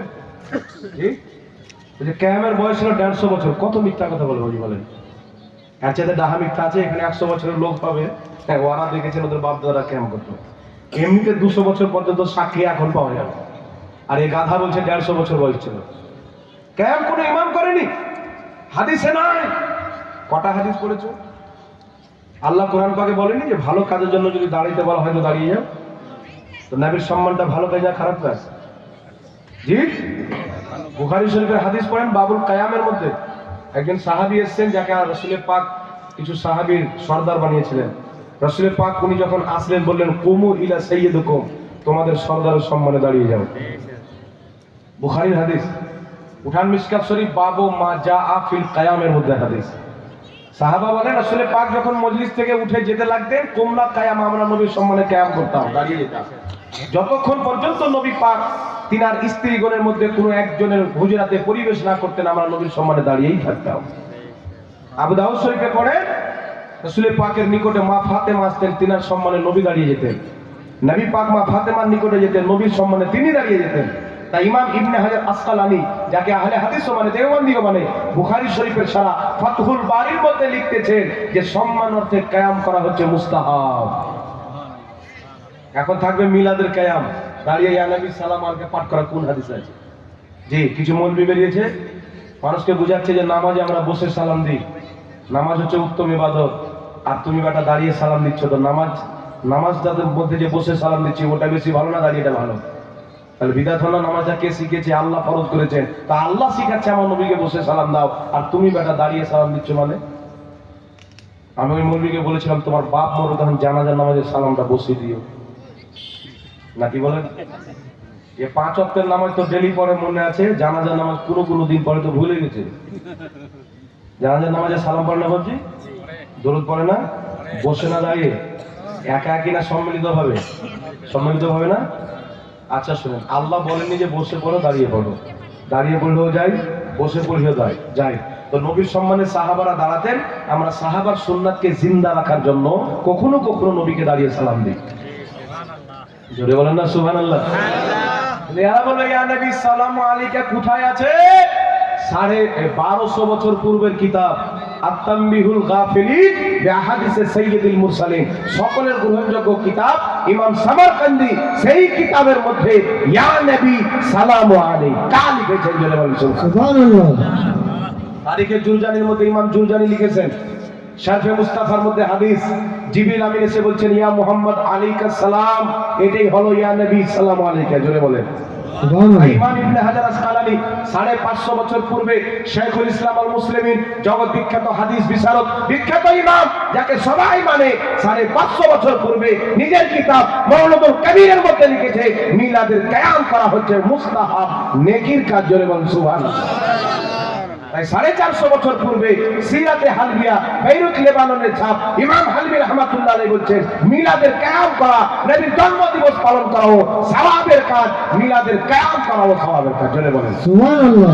ইমাম আব্দুল হক মুহাদ্দিস তাহরিবি, যাকে সবাই মুহাদ্দিস মানে, ভারতবর্ষের মাটিতে প্রথম ইলমে হাদিস পেয়েছেন, তিনি নিজের কিতাব আখবারুল আখিয়ারের মধ্যে লিখেছেন কায়াম করা সওয়াবের কাজ।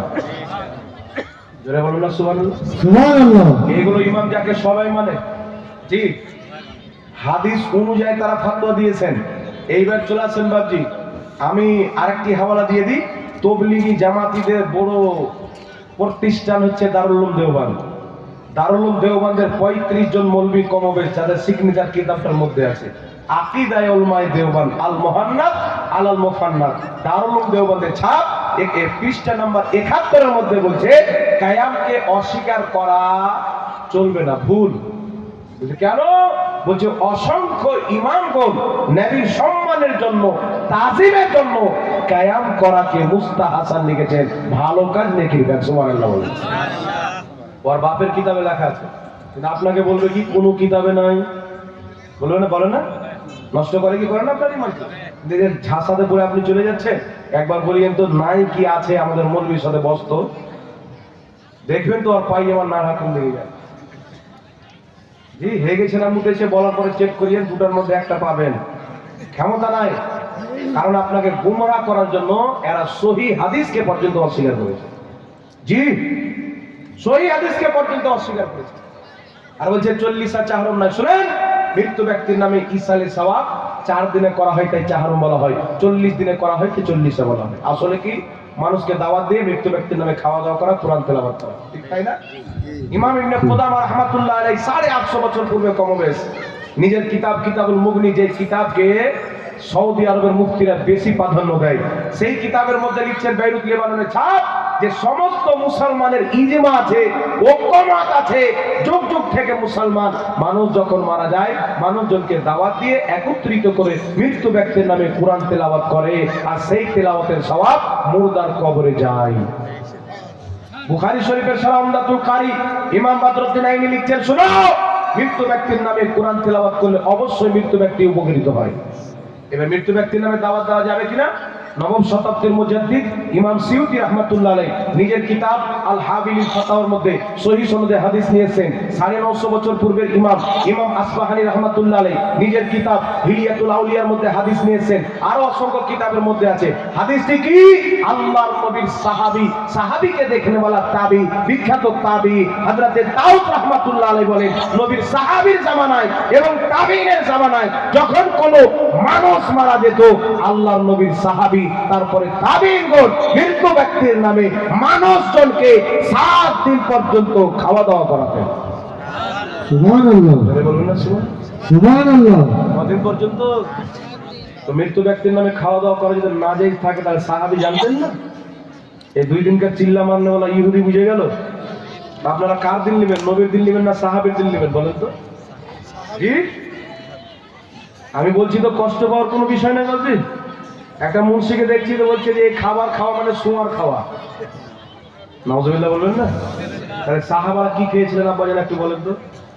এ ফাতোয়াটা কার উপরে লাগাবে? যে কাজটা সাহাবা করেছে সেটাকে শুয়ারের সাথে তুলনা দিলে ঈমান থাকবে? হালাল হারাম সাহাবা বেশি বুঝতে না এ কাঠমুন্সিরা বেশি বুঝে?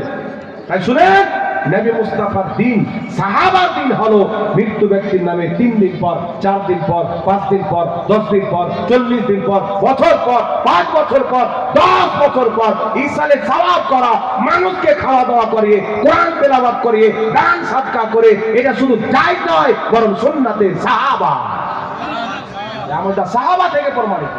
তাই ইমাম লজলাজ রাহমাতুল্লাহ আলাইহি বিখ্যাত তাবি, তিনার বাপ হচ্ছেন সাহাবী, সহিহ সনদে হাদিস মাজমু' যাওয়াইদের মধ্যে বর্ণিত হয়েছে। তিনার বাপ নসিহত করছে, বেটা আমি মারা গেলে আমার কবরের পাশে গিয়ে সূরা বাকারার শুরু এবং শেষ অংশ পাঠ করিও। কোথায় পেলে? বলছে আমি নবী পাকের কাছে শুনেছি।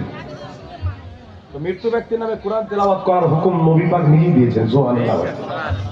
তাই যুগ যুগ থেকে মুসলমান, শুধু সুন্নিদের কিতাব না, এদের কিতাবের মধ্যেও আছে মৃত্যু ব্যক্তির নামে কোরআন তেলাওয়াত করা জায়েজ আছে। তখন এরা কি বলবে? কোরআন তেলাওয়াত করা জায়েজ আছে কিন্তু পয়সা দিয়ে জায়েজ নাই। এই যে তালেবেইনরা যায় 10 টাকা 20 টাকা করে মানুষ দেয় খুশি হিসাবে, বলে এই জন্য জায়েজ নাই, টাকার বিনিময়ে। তো তুই যে টাকার বিনিময়ে ইমামতি করছিস, তো নামাজটা কি করে জায়েজ হলো? তুই যে টাকার বিনিময়ে জালসা করছিস, মাদ্রাসাতে পড়াচ্ছিস, নিজের পেট ভরার জন্য হালাল করে দিলি আর মুর্দার জন্য হারাম করে দিলি, তোর কি দুশ্মনী আছে মুর্দার সাথে? শয়তান তো ঘুমিয়ে আছে, কাজ তো তুই চালাচ্ছিস। জি, আর মানুষকে ফের শিখাবে, হ্যাঁ বাপ মারা গেছে, মা মারা গেছে, গরিব বাবাকে খেলাও, ধনী লোককে খাওয়ানো যাবে না। কোন হাদিসে পেল? হ্যাঁ, গরিব বাবাকে অবশ্যই খিলাতে হবে, এই খাবারের আসল হকদার গরিব বাবা। কিন্তু গরিব বাবাকে দাওয়াত দেওয়ার পরে কেউ যদি আত্মীয় স্বজন ধনী ব্যক্তিকেও খাওয়ায়, কোনো অসুবিধা নাই, তবু নাকি পাওয়া যাবে। আর একটি হাদিস পড়ছি, সাহাবায়ে কেরাম যে খাইয়েছিলেন, এখানে গরিব আর ধনী উল্লেখ নাই, সবাইকে খাওয়াইছেন। আরেকটি হাদিস বলছি শুনেন, আবু দাউদ শরীফের মধ্যে হাদিস, বিখ্যাত সাহাবী সাদ বিন আবাদা রাদিয়াল্লাহু তাআলা আনহু, বাকি আমার জীবনী ওয়াজ না, এইগুলি শুনতে পাবেন, একটু ধৈর্য ধরবেন। সাদ বিন আবাদা রাদিয়াল্লাহু তাআলা আনহু নবী পাকের কাছে এসেছেন, বিশুদ্ধ সনদে হাদিস বর্ণিত আবু দাউদ শরীফের মধ্যে। ইয়া রাসূলুল্লাহ, ইয়া হাবিবাল্লাহ, আমার মা ইন্তিকাল করেছেন, আমি চাই যে আমার মায়ের নামে কিছু সাদকা করব। আমি কি করতে পারি? নবী পাক বলেন অবশ্যই করতে পারো। এমন কি সাদকা করবো যে আমার মায়ের জন্য বেশি উপকার হবে? রাসূল পাক বলেন তোমার মায়ের নামে পানি সাদকা করো। তখন পানির আকার ছিল বাবজি। নবী পাক সাল্লাল্লাহু আলাইহি সাল্লাম যখন বললেন, সাদ বিন আবাদা বিশাল বড় একটা কূপ খুঁজলেন, আর কূপ খোঁজার পরে বললেন হাদিহি বিরুই উম্মে সাদ, এই কূপটা হচ্ছে হযরতে সাদের মায়ের জন্য। নাম লাগলো কি লাগলো না? তাই 4 দিনে করলে 4, 40 দিনে করে 40। নাম লেগে গেল না যে হবে না, সাহাবা নাম লাগিয়ে দিয়েছে। তো ওই কূপের পানি ধনীও পান করেছে, গরিবও পান করেছে, মিসকিনও পান করেছে, মানুষও পান করেছে, পশু পাখিও পান করেছে। তাই বুঝা গেল মৃত্যু ব্যক্তির নামে গরিবকেও খাওয়াতে হবে, মিসকিন, ধনী, আপনার আত্মীয় স্বজনকে, পশু পাখিকে, সবাইকে খাওয়ালে নাকি পাওয়া যাবে। বলুন সুবহানাল্লাহ। কিন্তু মৌলভী আপনাকে কি বলবো, যেন মানুষকে খাওয়া যাবে, আমাদের মাদ্রাসা দিয়ে দাও। মানে ওইটা বলছে যে আমি মিসকিন, আমাদের মাদ্রাসাতে আমার মৌলভী ফকির, আমরা খাবো। আপনাকে খেতে দেবে না, ও বেটা নিজে খাবে। আর এখনকার মানুষকে কি বোকা বানিয়ে জানেন? এখন মানুষকে বলবে যে ঠিকই আছে, জায়েজ আছে, কিন্তু ওই যে দিন নির্ধারিত করে করছে। ইসলামের কোনো জিনিস দিন নির্ধারিত করে করা যাবে না, নির্দিষ্ট দিনে করা যাবে না, বলে না? একটা লোক আমাকে বলেছিল মুর্শিদাবাদের মাটিতে, হরিহারপাড়া থানা, আমাকে বলছে হুজুর মৃত্যু ব্যক্তির নামে খাওয়া দাওয়া আমি বিশ্বাস করি, সাহাবা যখন করেছেন প্রমাণিত আছে, কোরআন তেলাওয়াত এগুলো বিশ্বাস করি, এগুলো ভালো কাজ করলে, দোয়া করলে বা সওয়াবটা আল্লাহ মুর্দাকে দেয়, সে উপকৃত হয়। কিন্তু হুজুর নির্দিষ্ট দিন করে শরীয়তে কোনো জিনিস করা যাবে না। আমি বললাম যে আবার স্টেজ দিতে হবে, তোমার জবাব দিলে আবার স্টেজ আসলাম। আমি বললাম ইনি বলছেন নির্দিষ্ট দিন করে কিছু করা যাবে না, ইনাকে বলেন তো আর বাপ মায়ের বিয়েটা কি করে হয়েছিল?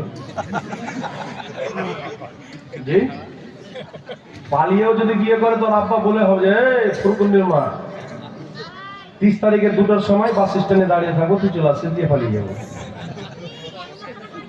দিন হলো কি হলো না ভাই? ভাগিয়ে বিয়ে গুলো তো একটা দিন লাগবে, লাগবে না? তাহলে ওয়ার ভাত তোমার মা বাপের বিয়েটা হারাম হলো না? আর বলছে টাকা লাও তাই হারাম, মানে মৌলবি গিয়ে দোয়া করে মিলাদ করে বক্তব্য দেয় 500 1000 দিয়ে, যা পরে 200 100 টাকা দেয়, এতে ওদের জ্বলন, এ টাকা নিলে তাই হারাম হয়ে গেল। তাহলে তোর মা বাপের বিয়ে পড়িয়েছিল যে মৌলবি, ওকে তো তোর বাপ 500 টাকা দিয়েছিল, তাহলে বিয়েটাও তো হারাম হয়ে গেল। আর হারাম দিয়ে যখন হবে তাহলে সন্তানটা কি হবে? তাহলে যেই মৌলবি বলছে ওয়ার ফাত অনুযায়ী উই তো যারও সন্তান প্রমাণ হয়ে গেল। তাহলে মুর্শিকে একটু ভেবে চিন্তে ফাতোয়া দিতে হবে কি হবে না? যুক্তি, জি। তো ও যখন যুক্তি দিবে, তো আমাদের কাছে এমন যুক্তি আছে যে জন্মটাকেও ধরে রাখতে পারবে না। তাই জাহিলদের খাপ পড়ে কোনদিন পড়বেন না, খবরদার। মুসলমান যুগ যুগ থেকে বড় বড় আল্লামা, বড় বড় ফোকাহা, বড় বড় ইমাম, লক্ষ লক্ষ হাদিসের জানকার সব এগুলো করে এসেছে। আর আজকে আপনাকে গাঁজা খানে বলা ফাতোয়া শিখাচ্ছে। জি, এমনও লোক আছে বাপের জন্য মাদ্রাসা যায়নি, চায়ের দোকানে বলছে হারাম, আর ওয়ার্ফের ইতিহাস পর্যন্ত সারা জীবন সুদ খেয়েছে। জি, মানুষকে বলবে এইগুলো মেয়াদ ক্যাম, এগুলো নাই শরীয়তে, এমনি সব মৌলবীরা বানিয়েছে। ওয়ার্ফের খবর নেবেন তো ও তো ওর বাপ পর্যন্ত মানুষরা জানলা দেখেনি। তো এইরকম লোক সমাজে উঠেছে, এটা কিয়ামতের আলামত, দিনকে নষ্ট করছে। তাই শুনে চায়ের দোকানের ফাতোয়া শোনা যাবে না, জাহিলদের কাছে ফাতোয়া শোনা যাবে না, যারা নবীর তাজিম করতে পারে না এরকম দাড়ি টুপিওয়ালা মুন্সির ফাতোয়া শোনা যাবে না। আপনাকে ফাতোয়া শুনতে হলে নবী প্রেমিক আহলে সুন্নাত ওয়াল জামাতের ফাতোয়া শুনতে হবে। জি, তাদের ফাতোয়াতে বিশ্বাস করতে হবে। আর এদের বক্তব্য যদি শুনে এদের ঈমান নাই, কোন জিনিসকে হারাম বলতে এদের কষ্ট হয় না। জি, কিছুদিন পূর্বে একটা শুনতে পেলাম, একটা গাঁজাখোর মৌলবি আছে। জি, আমাদের আহলে সুন্নাত ওয়াল জামাতের মৌলবিকে বলে গুটখাখোর। কি বলে? জি, আর ওই মৌলবি বলছে যে মুখের পেশাব পান করা যায়। তাহলে আমরা যদি গুটখাখোর হই, তাহলে ও পেশাব মুতখোর হলো, তার মুখের যাতে গুটখা খাওয়া অনেক ভালো, নাকি বলে? তাই আমি বলেছিলাম ওই ওয়াহাবি মৌলবিকে যে চিন্তা করি না, এখানে যদি থাকে তো মাদ্রাসা আছে, ড্রাম দিয়ে চলে যাবে, তালবির পেশাব খানাই করবে না, ড্রামে করবে, গাড়ি পাঠিয়ে দিবে, দিয়ে চলে যাবে। তো আল্লাহ পাক হিফাজত করুক, সকল পড়ান আল্লাহুম্মা আমিন, সকল পড়ান আল্লাহ। কি পিছিয়ে দিকে দেখেন তো আল্লাহ বলছে বাবজি, একটা কাঠমুন্সি বলেছে যে শাবে বারাতকে কেন্দ্র করে যে রোজা রাখবে ও জাহান্নামে যাবে, বলেছে না? শাবে বারাতকে কেন্দ্র করে রাত্রে যে নামাজ পড়বে ও জাহান্নামে যাবে। ওর বক্তব্য শুনে মনে হবে যে জান্নাত যাওয়ার বাপ বানিয়েছে, টিকিট ও দিচ্ছে, বুঝতে পারছেন? আমার বাপের যদি পার্ক হয় তো টিকিটে তো আমি দেবো, নাকি পয়সাটা তো আমি দেবো। তো মনে হচ্ছে জান্নাত ওর বাপ বানিয়েছে আর টিকিট ওই দিচ্ছে, পাগলা কুত্তা লোক। জি, এগুলো দাড়ি টুপিওয়ালা শয়তানের জন্ম। এই দেখেন আপনাদের সামনে কিতাব আছে, আপনাদের এলাকার ছেলে মুফতি আমজাদ হোসেন সিমনানি, নামটা শুনেছেন? এই কিতাবটা লিখেছেন হাদিস ও মুহাদ্দিসের দৃষ্টিতে শাবে বারাত পালন বৈধ কিনা। এই যে কিতাব, এই কিতাবের সহিহ হাদিস মুজামুল কাবির তাবরানী থেকে দেওয়া আছে, অনেক কিতাবের মধ্যে আছে। রাসূল পাক সাল্লাল্লাহু আলাইহি সাল্লাম বলছেন, নিশ্চয়ই শাবে বারাতে, মধ্যম শাবানের রাত্রিতে, অর্থাৎ শাবে বারাতে আল্লাহ তাআলা নিজের সৃষ্টির প্রতি দৃষ্টিপাত করেন, যেমন তার শানের যোগ্য। হিংসুক এবং মুশরিক ব্যতীত সমস্ত ব্যক্তিকে আল্লাহ ক্ষমা করে দেয়, সব গুনাহ ক্ষমা করে দেয়। মাওয়াহিবুল্লাহ দুনিয়া শরীফের মধ্যে সহিহ সনদে হাদিস বর্ণিত। হাদিসটি কি আম্মা জান আয়েশা বলেন, একদিন রাতে উঠে দেখছে নবী পাক নাই। আমি বেরিয়ে গিয়ে অন্য নবী পাকের স্ত্রীগণের হুজরার সামনে দিয়ে কান লাগিয়ে শুনলাম যে নবী পাক হয়তো অন্য স্ত্রীর কাছে গিয়েছেন নাকি। রাসূল পাক সাল্লাল্লাহু আলাইহি সাল্লামকে চলতে চলতে গিয়ে দেখলাম নবী পাক জান্নাতুল বাকি কবরের কাছে গিয়ে দুই হাত তুলে দোয়া করে কান্না করছেন। আয়েশা গেলেন, রাসূল পাক দোয়া শেষ করে বলেন, আয়েশা তুমি কি মনে করছো আমি তোমার হক মারবো? না। কিসের রাত্রিতে? মধ্যম শাবানের রাত্রিতে। তো মধ্যম শাবানের রাত্রিতে কবর জিয়ারত করতে যাওয়া এটা নবীর সুন্নাত। একে যারা বিদআত করবে ও নালে হারামজাদা হবে, নালে কাঠমুন্সি হবে। আয়েশা সিদ্দিকা রাদিয়াল্লাহু তাআলা আনহা বলেন, শুনেন, ইমাম বুখারীদের দাদা শিক্ষক আব্দুর রাজ্জাক নিজের কিতাব আল মুসান্নাফের মধ্যে চ্যাপ্টার বেনেছেন মধ্যম শাবানের রাত্রির ফজিলতের উপরে। ইমাম তিরমিজি চ্যাপ্টার বেনেছেন তিরমিজি শরীফের মধ্যম শাবানের ফজিলতের উপরে। ইমাম ইবনে মাজাহ চ্যাপ্টার বেনেছেন মধ্যম শাবানের ফজিলতের উপরে। ইমাম ইবনে আবি শাইবা মধ্যম শাবানের রাত্রির ফজিলতের উপরে চ্যাপ্টার বেনেছেন। আম্মা জান আয়েশা বলেন, নবী পাক সাল্লাল্লাহু আলাইহি সাল্লাম সমস্ত মাসের মধ্যে সবচাইতে বেশি শাবে বারাতে, মানে শাবানের মাসে রোজা রাখা বেশি পছন্দ করতেন। জোরে বলেন না সুবহানাল্লাহ। এই কিতাবটা পড়বেন, শত শত হাদিস পেয়ে যাবেন। কিন্তু শুনেন, যে কাঠমুন্সি বলেছে আহলে হাদিস মতের মৌলবি, নাম আহলে হাদিস, কিন্তু হাদিস সম্পর্কে চুল পরিমাণে জ্ঞান নেই, গাঁজাখোর।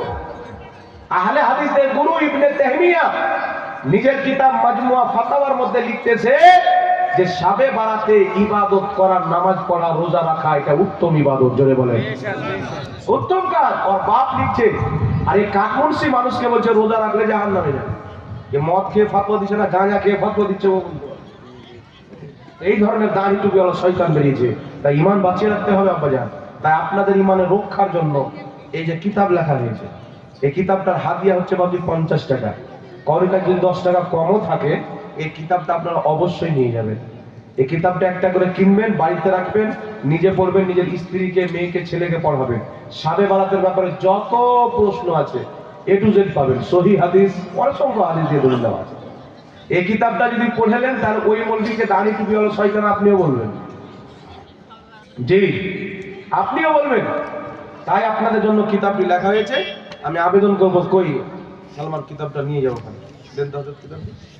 এখানে ঘুরো, এই পুরোটা ঘুরো, মা বোনদের দিকে, সবার দিকে। আপনারা যারা পারবেন অবশ্যই কিতাবটা কেনার চেষ্টা করবেন। লোককে পরে দিচ্ছে, এদিকে দিয়ে আসে। যাক, সেটা আপনারা কিনেন। আগামীতে শাবে বারাত আসছে, আপনারা যারা পারবেন এই পবিত্র শাবে বারাতে কমপক্ষে 3টি রোজা রাখিয়েন। জি, যারা শাবানের 3টি রোজা রাখবে তারা পুরো বছর রোজা রাখলে এরকম স্বভাব পাবে। জোরে বলেন, এটা রাসূলুল্লাহর হাদিস আছে। তাই আল্লাহ তাবারাক ওয়া তাআলা আমাদেরকে তৌফিক দান করুন। একটি মাসলা আর ক্লিয়ার করে দিই যে আমাদের দেশে শাবে বারাতে হেলওয়া রুটি হয়। জি জি, আমাদের একটু লক্ষ্য করেন, কিতাব কিনেন আর লক্ষ্য করেন। শাবে বারাতে আমাদের দেশের মানুষ হালুয়া রুটি করে। এই হালুয়া রুটি চলবে কি চলবে না? শুনেন, রুটি খাওয়ার নবীর সুন্নাত, হালুয়া খাওয়ার নবীর সুন্নাত। শুধু শাবে বারাত না, আপনি 12 মাস খান, নবীর সুন্নাতে আমল হবে। বুঝতে পারছেন কথা আমার? কেউ যদি মনে করেন যে শাবে বারাতে শুধু হালুয়া রুটি খেললাম বাস পালন হয়ে গেল, এটা মূর্খদের, মানে যারা জানে না এই মশলা সম্পর্কে জ্ঞান, এটা না। কেউ যদি বলে শাবে বারাতে রোজাও রাখবো, ইবাদতও করব, আজকে খাবারও নবীর সুন্নাত মোতাবিক খাবো হালুয়া রুটি, তাহলে হালুয়া রুটি খাওয়াও সওয়াব পাওয়া যাবে। বলেন। তাই ইবনে মাজাহ শরীফ বাবুল হালওয়ার মধ্যে হাদিস, قالت আয়েশা সিদ্দিকা রাদিয়াল্লাহু তাআলা আনহা, কানা নবী সাল্লাল্লাহু আলাইহি ওয়াসাল্লাম ইউহিব্বুল হালওয়া ওয়াল আসালা। আয়েশা বলেন, আমার নবী মুস্তাফা খাদ্যের মধ্যে সবচাইতে বেশি হালওয়াকে ভালোবাসতেন আর মধুকে ভালোবাসতেন। তাহলে যাকে নবী ভালোবাসতেন না, খাওয়া যাবে কি যাবে না? জি। তাই মুসলমান যুগ যুগ থেকে শাবে বারাতে বিভিন্ন দিনে, ঈদের দিনে, আপনার অন্য কোনো জুম্মার দিনে মহব্বতের সহিত নবীর সুন্নাত খাবার, পছন্দনীয় খাবার হালুয়া তৈরি করে, আপনার রুটি তৈরি করে। তার কারণে শবে বারাতে কেউ যদি হালুয়া রুটি তৈরি করে, নবী খাইয়েছেন পছন্দ জিনিস খাবো, কোনো অসুবিধা না, একবারে জায়েজ, বরং নেকি পাওয়া যাবে। শবে বারাতে খান, তারপরে খান, তারপরে খান, পুরো বছর খান। যেই দিনই খাবেন নবীর সুন্নাত মনে করে, যাকে আমার নবী ভালোবাসতেন, আপনি নেকি পাবেন। সুবহানাল্লাহ। সুবহানাল্লাহ। তাই শবে বারাতের দিনে আরেকটা কথা, অনেকেও দেখতে পাওয়া যায় বাড়িতে আগরবাতি জ্বালায়, কি বলবো, মোমবাতি। তো মোমবাতি বাড়িতে জ্বালায় না, এটা ফালতু খরচ। আপনি শবে বারাতে রোজা রাখেন, ইবাদত করেন, জি, আর নিজের গুনাহের আল্লাহর কাছে কান্না কান্না করে ক্ষমা চান, কারণ ওই রাত্রে আল্লাহ বান্দাকে ক্ষমা করে। পাহাড় সমতুল্য গুনাহ হোক না কেন, আপনার মধ্যে যদি করে হিংসা না থাকে, আপনি যদি মূর্তি পূজা না করে থাকেন, আপনার পাহাড় সমতুল্য গুনাহ ওই রাত্রে আল্লাহ ক্ষমা করে দিবে। এটা বিশুদ্ধ হাদিস থেকে প্রমাণিত। এই কিতাবটা যারা লিখেছেন পড়বেন, সব হাদিস পেয়ে যাবেন। অসংখ্য কিতাবের রেফারেন্স, কে সহি বলেছেন, কোন পর্যায়ের কোন মানের হাদিস, সমস্ত জিনিস এটু যেটা আপনি পেয়ে যাবেন। মুহাদ্দিসদের আলামত ইমাম জালালউদ্দিন সিউতি শবে বারাত পালন করা বৈধ বলেছেন। ওয়াহাবিদের গুরু ইবনে তাহমিয়া বৈধ বলেছে, ওয়াহাবিদের গুরু ইবনে কাইয়ুম বৈধ বলেছে। অসংখ্য ইমাম বলেছেন শবে বারাতের ফজিলত সংক্রান্ত অনেক হাদিস আছে। জোরে বলুন সুবহানাল্লাহ। সুবহানাল্লাহ। আল্লাহ পাক এদের ফাঁকর থেকে আমাদের হিফাজত করুক, সকল পড়ুন আল্লাহুম্মা আমিন। আল্লাহুম্মা। একবার দুরূদ শরীফ পড়েন আব্বাজান। আল্লাহুম্মা সাল্লি আলা সাইয়্যিদিনা মাওলানা মুহাম্মদ ওয়া আলা আলি সাইয়্যিদিনা মাওলানা মুহাম্মদ। আরো দুরূদ শরীফ পড়েন। আল্লাহুম্মা সাল্লি আলা সাইয়্যিদিনা মাওলানা মুহাম্মদ ওয়া আলা আলি সাইয়্যিদিনা মাওলানা মুহাম্মদ। মামুন সরকার রাসূলুল্লাহর ঘরে 1000 টাকা দান দিয়েছেন। আল্লাহ পাক কবুল করুন, সকল করুন আল্লাহুম্মা আমিন। যারা দেওয়ার ইচ্ছা আছে অবশ্যই দিবেন, থেমে যাবেন না। আপনাদের সম্মুখে একটা ছেলে কত সুন্দর তেলাওয়াত করলো। হাদিস শরীফের মধ্যে আছে একটা হাফিজ 10 জনকে জান্নাতে নিয়ে যাবে। সুবহানাল্লাহ। সুবহানাল্লাহ। 10 জনকে নিয়ে যাবে, 10 জনকে নিয়ে। আর কত সুন্দর কেরাত। হাফিজ সাহেব নাই নাকি এখানে? এই দেখেন হাফিজ সাহেব খুব মেহনত করে, একদম চাঙ্গা হাফিজ। জি, তারাবি পড়ায় প্রত্যেক বছর। চাঙ্গা হাফিজই তারাবি পড়াইতে পারবে, আর কেউ পারবে না। পুরো কোরআন শোনাবে তারাবিতে। তো হাফিজ সাহেবের মেহনত খুব সুন্দর, ভালো লাগলো। এইভাবে আপনারা বাচ্চাদেরকে তৈরি করেন। আর আঞ্জমান করবেন তো ছেলে পেলেদেরকে হাদিস মুখস্থি করান। তারাবির সহি হাদিস, তারাবির ব্যাপারে 3টা, শবে বারাতের ব্যাপারে 3টা হাদিস। এইভাবে বাচ্চাকে শোনান। এই বাচ্চারা যেন মৌলবি হওয়ার পর খালি হাদিস ঝাড়ে, কিসসা কাহানি না। জি জি জি। আর আপনাদেরকে বলবো এই কিসসা কাহানি থেকে বাঁচেন। জি, এই 5 রাত শহরের জীবনী শুনলেন, কি উপকার হলো? এখন যখন আমার বক্তব্য শুনলেন, এর মধ্যে না হলেও 10টা কথা আপনারা বুঝতে পেরেছেন, আমার বিশ্বাস। মানে একটা পেরেছেন, কোন একটা উপকার হবে আপনাদের। আর যদি আমি জীবনী করে চলে যেতাম যে জুলেখা মানে পাগল হয়ে গেল হযরত ইউসুফ আলাইহিস সালামের প্রেমে, লাইলা মাজনু পাগল হয়ে গেল, ওকে মারলো ওকে ব্যথা হতো, ওকে মারলো ওকে ব্যথা হতো, তার কান খুশ হতো। আপনি গিয়ে বাড়িতে প্রেম করতেন, কোন লাভ হতো? তাই মুফতিদেরকে শুনেন, আলিমদেরকে শুনেন। আলহামদুলিল্লাহ, আমার পূর্বে যিনি ওয়াজ করেন নিয়ে তো শুরু করে করলেন, কিন্তু কত সুন্দর সুন্দর কথা বললেন। মা বোনদের ছেলের পরবরিশের ব্যাপারে অনেক ভালো ভালো কথা বললেন। তাই আল্লাহ তাবারাক ওয়া তাআলা সকলকে বুঝার তৌফিক দান করুক। আর কয়েকটি কথা আপনাদের সম্মুখে আমি বয়ান করব, একটু লক্ষ্য করে শুনবেন বাজি। এখানে শুরুতে যখন আমরা নবীর নাম শুনলাম, তো বিরুদ্ধ আঙুল চুমন দিয়ে চোখে লাগালাম। আমরা আমাদের নবীর নাম শুনে চুমন দিয়ে চোখে লাগালে কিছু লোকের জ্বলে যায়। জি, একটা লোক মনে করছে যে জায়গাটা সুন্দর, বসেছে তো তলা আগুন আছে, ছিটপিট করে উঠছে। এইরকম এদের আগুন লেগে যায় পাছাতে, তাই এরকম। আর মানুষকে বলবে যে কোনো হাদিসে নাই, কোথাও নাই, একবারে ডাহা মিথ্যা কথা। এত যুগ যুগ থেকে লোক পাগলা ছিল করেছে, হাদিসে নাই তো। আসলে ওর তলা নাই। একটা বাড়িতে বৌমা নিয়ে এসছে, ছেলে বিয়ে হয়েছে, তো বৌমা খাটু, তো কলসিতে পানি নিতে নিতে আংটিটা কলসির মধ্যে পড়ে গেছে। এ হাত ভরেছে, তো হাত কিন্তু তলাতে যায় না। তো শাশুড়ি মাকে বলছে যে মা, কলসির তলা নাই। তো শাশুড়ি মা বলছে বেটি তলা আছে, তোর অদ্দুর অব্দি হাত নাই, যাবে। তো এইরকম এরা হলো খাটু লোক, জি, 2 পাতা পড়ে মানুষকে লেকচার মেরে বানায়। তাই নবী পাকের নাম শুনে চোখে মাসাহ করা মুস্তাহাব, ফাতাওয়া স্বামীর মধ্যে আছে এই কাজটা করা মুস্তাহাব। আর নবী পাক বলেছেন যে ব্যক্তি এই কাজ করবে আমি তার নেতা হয়ে তাকে জান্নাতে নিয়ে যাব। হিলিয়াতুল আউলিয়ার মধ্যে হাসান সনদে হাদিস বর্ণিত, মুসা আলাইহিস সালামের একজন উম্মত 200 বছর গুনাহ করেছিল, কিন্তু একটাই কাম ছিল, নবীর নাম চুমন দিত আর চোখে লাগাতো। এইভাবে এটা যখন চুমন দিত চোখে লাগাতো, যতবার নবীর নাম তাওরীতে পড়তো, আল্লাহ বলছেন মুসা আমার নবীর নামকে চুমন দিয়ে চোখে লাগার কারণে আমি তার 200 বছরের গুনাহ ক্ষমা করে দিয়েছি। সুবহানাল্লাহ বলুন। সুবহানাল্লাহ। জি, তাই আমরা মানুষদেরকে আমরা না বড় বড় আল্লাহ ওয়ালারা শিখিয়েছে নবীর নাম শুনে আদবে চুমন দাও। মুসা নবীর উম্মতের 200 বছরের গুনাহ যদি মাফ হয়ে যায় তো আল্লাহ তো রহমানুর রহিম, আমাদের যদি 60 বছরের গুনাহ মাফ করে দিলে তো আমাদের বেড়া পার হয়ে গেছে, হবে না? তাই ইমাম ইবনে আবিদিন শামী ফাতওয়া শামীর মধ্যে বলেছেন এই কাজটা করা সওয়াবের কাজ। ইমাম মুল্লা আলী কারি শারহে নুকায়ের মধ্যে লিখেছেন এই কাজটা করা সওয়াবের কাজ। ইমাম জালালউদ্দিন সুয়ুতির লেখা কিতাব তাফসীর জালালের হাসিয়ার মধ্যে মুহসি বলেছেন এই কাজটা করা সওয়াবের কাজ। জোরে বলুন সুবহানাল্লাহ। সুবহানাল্লাহ। অসংখ্য কিতাবের মধ্যে তাহতাবি আল মারাকিব ফালার মধ্যেও একে সওয়াবের কাজ লেখা হয়েছে। তাহলে নেকির কাজ ছাড়বো?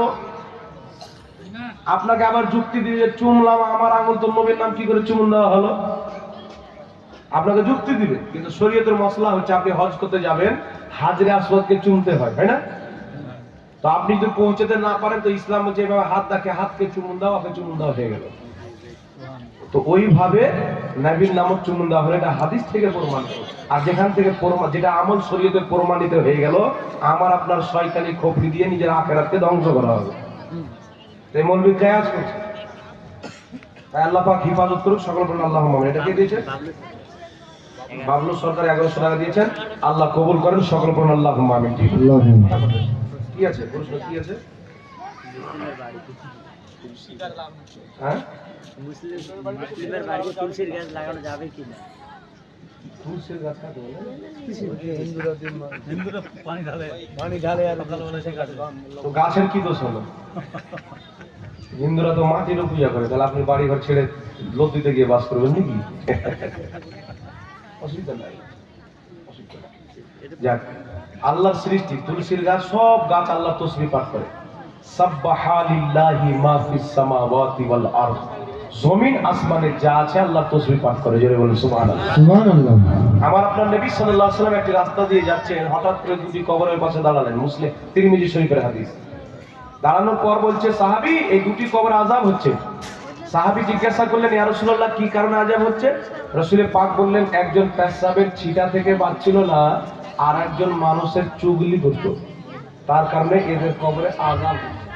তাহলে সাহাবার আকীদা কি ছিল, কি কারণে আযাব হচ্ছে নবী এটাও জানেন। আচ্ছা, কার কবরে আযাব হচ্ছে এটা গায়েব কি গায়েব না? তাহলে কি বুঝা গেল? আমাদের নবীকে আল্লাহ গায়েবের খবর দিয়েছেন। জোরে বলুন সুবহানাল্লাহ। সুবহানাল্লাহ। নবী পাক বললেন সাহাবী যাও একটা খেজুরের দানা নিয়ে এসো। সাহাবী রাসূল খেজুরের দানা নিয়ে এসে দুই ভাগে রাসূলে পাক বিভক্ত করে দুটি কবরে রেখে দিলেন, আর বললেন যতদিন পর্যন্ত এই দানা কাঁচা থাকবে ততদিন পর্যন্ত এদের কবরের আযাবে কমতি থাকবে। মুহাদ্দিসিনে কেরাম বলেছেন ও যতদিন কাঁচা থাকবে আল্লাহর তাসবিহ পাঠ করবে, ওই তাসবিহ পাঠ করার সওয়াব ওদের কবরে যাবে, আর ওই সওয়াব পেয়ে তাদের আযাবে আল্লাহ কমতি করে দিবে, হালকা করে দিবে। তাই ইমাম মুল্লা আলী ইমাম বদরুদ্দিন আইনি বুখারী শরীফের সারা আপনার উমদাতুল কারির মধ্যে এই হাদিস উল্লেখ করে বলেছেন, তাই মৃত ব্যক্তির নামে জীবিত ব্যক্তি কোরআন তেলাওয়াত করলে, তাসবিহ তাহলিল করলে তার সওয়াব মৃত ব্যক্তি পাবে, তার আযাবে কমতি হবে। যখন গাছের তাসবিহ পাঠ করাতে মৃত্যুর আযাবে কমতি হয়ে যায়, মানুষ যখন পাঠ করবে আরো বেশি কমতি হবে। সুবহানাল্লাহ। সুবহানাল্লাহ বলেন। সুবহানাল্লাহ। বিখ্যাত ইমাম তাবলীগী জামাতরা যে কিতাবটিকে ছেপেছে, কিতাবটির নাম হলো ফাতওয়ায়ে শামী। সেই কিতাবের মধ্যে লেখা আছে ফুকাহায়ে কিরাম বলেছেন যে যদি কোনো ব্যক্তি আল্লাহ ওয়ালাদের কবরের উপরে, মাজারের উপরে যদি গোলাপ ফুল, কাঁচা ফুল দিতে হয়, প্লাস্টিকের ফুল না, যদি দেয়, এই কাজটা করা হচ্ছে হাসান, ভালো কাজ, কারণ ফুলও আল্লাহর তাসবিহ পাঠ করে। আর এটা নবীর হাদিস থেকে ইস্তেমবাদ করা হয়। বুঝতে পারলেন কথাটা? তাই 700 জন ফুকাহায়ে কেরাম হানাফি মাযহাবের জগৎ বিখ্যাত কিতাব ফাতাওয়া হিন্দি এর মধ্যে বলেছেন আল্লাহ ওয়ালাদের কবরের উপরে, বাপ মায়ের কবরের উপরে কাঁচা ফুল দেওয়া জায়েজ আছে। বলুন সুবহানাল্লাহ। সুবহানাল্লাহ। কিতাবের লেখা আছে, কিন্তু আর আপনাকে কি বলবো, শিরক শিরক অমুক কারা শিরিক, ধমুক কারা শিরিক। একটা মুন্সিকে দেখলাম বলছে হিন্দুরা মন্দিরে গিয়ে মাথা নত করে, তোমরা মাজারে গিয়ে মাথা নত করো। হিন্দুরা মন্দিরে গিয়ে প্রসাদ নিয়ে যায়, তোমরা মাজারে কি মানে ওই গরু নিয়ে যাও। তাহলে তোমাদের মধ্যে ওদের মধ্যে তো কোনো তফাতই দেখতে পাই না। তাহলে ওই মন্দিরকে যদি জবাব দিতে হয়তো কাউকে খারাপ লাগতে পারে, আমি বলবো খারাপ মনে করবেন না, জবাবটা দিতে হবে। আচ্ছা আপনারা বলেন তো, হিন্দুরা মন্দিরে গিয়ে মাথা নত করে, আমরা মাজারে গিয়ে মাথা নত করি। আর এটা বক্তব্য মানে মাজার আর মন্দিরের মধ্যে কোনো তফাৎ নাই।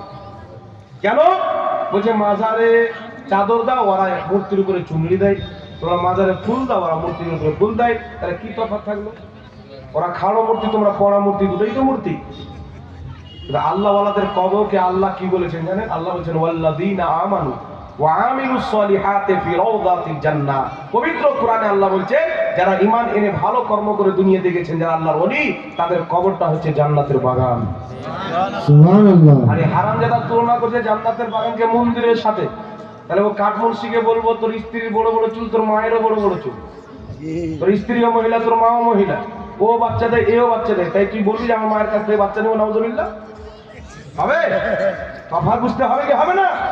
একটা হচ্ছে মন্দিরে মূর্তি রাখা হয়, মূর্তি হচ্ছে আল্লাহর দুশমন। আর মাজারে আল্লাহর ওলি শুয়ে আছে, আল্লাহর ওলি হচ্ছে আল্লাহর দোস্ত।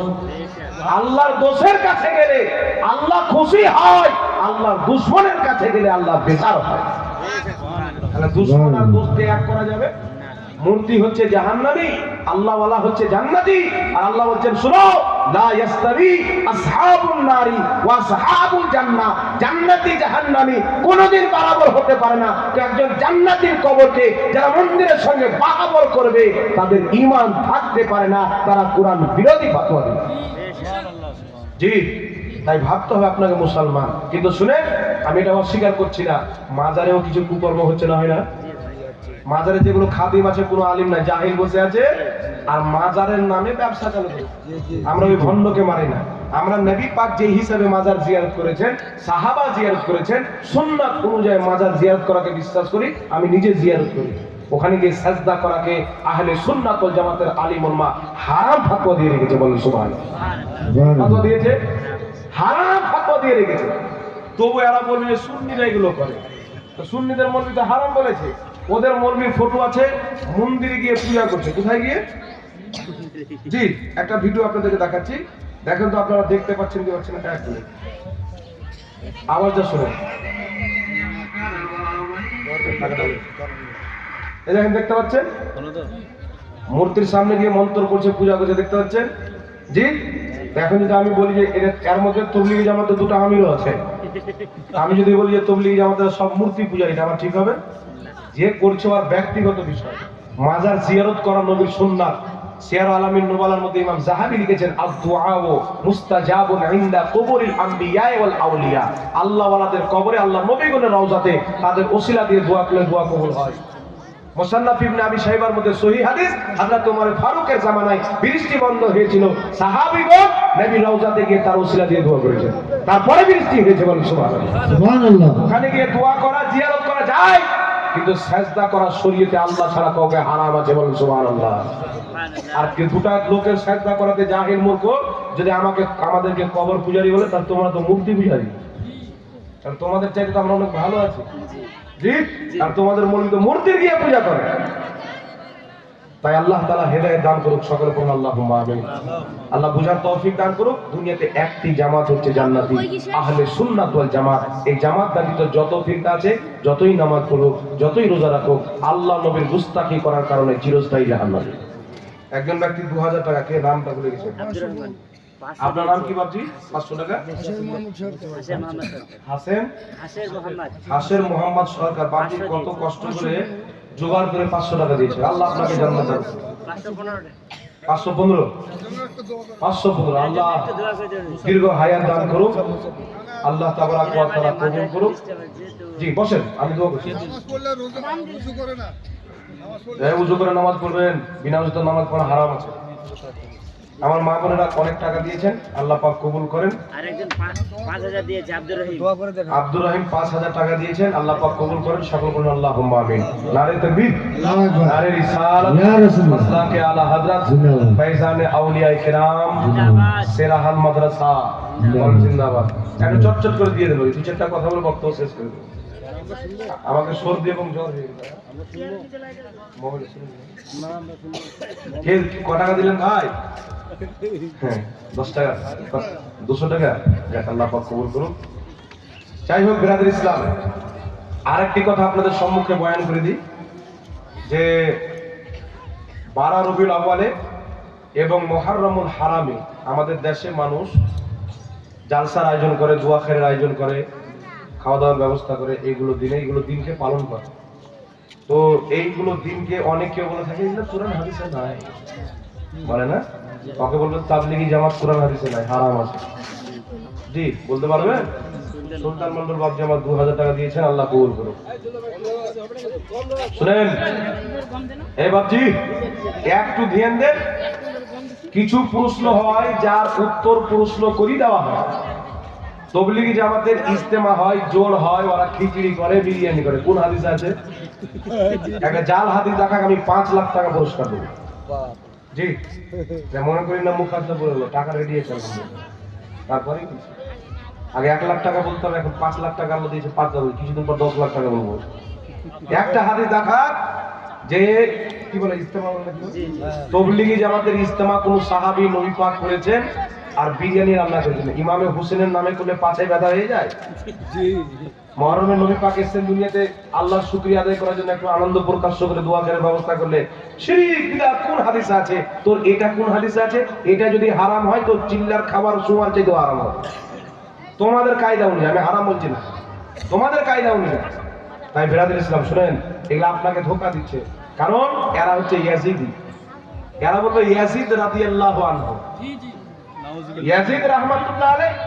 আরে কারবালার ময়দানে খালি ইয়াজিদের দোষ আছে এটা বলা যাবে না, হুসেনের তো দোষ হতে পারে। জুতা থেকে ভাই বলে না? জি এরকম বলে, কারণ এরা ইয়াজিদকে বাঁচানোর জন্য।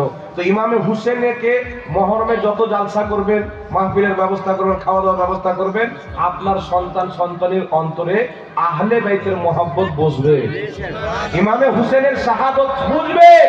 আর ইমামে হুসেনকে বুঝলে ইয়াজিদের উপরে লানাত করবে, আর বাপের উপরে লানাত করলে বেটারা কষ্ট পাবে। তাই জল কি মেরে দেবো, আমার বাপ লানাত পাবে না, এটা হচ্ছে এদের উদ্দেশ্য। এদের চক্রান্ত থেকে বাঁচে। মুহররমের মাস আসবে, পুরো মাস আহলে বাইতের প্রশংসা করতে হবে, ইমামে হুসেনের গুণগান করতে হবে।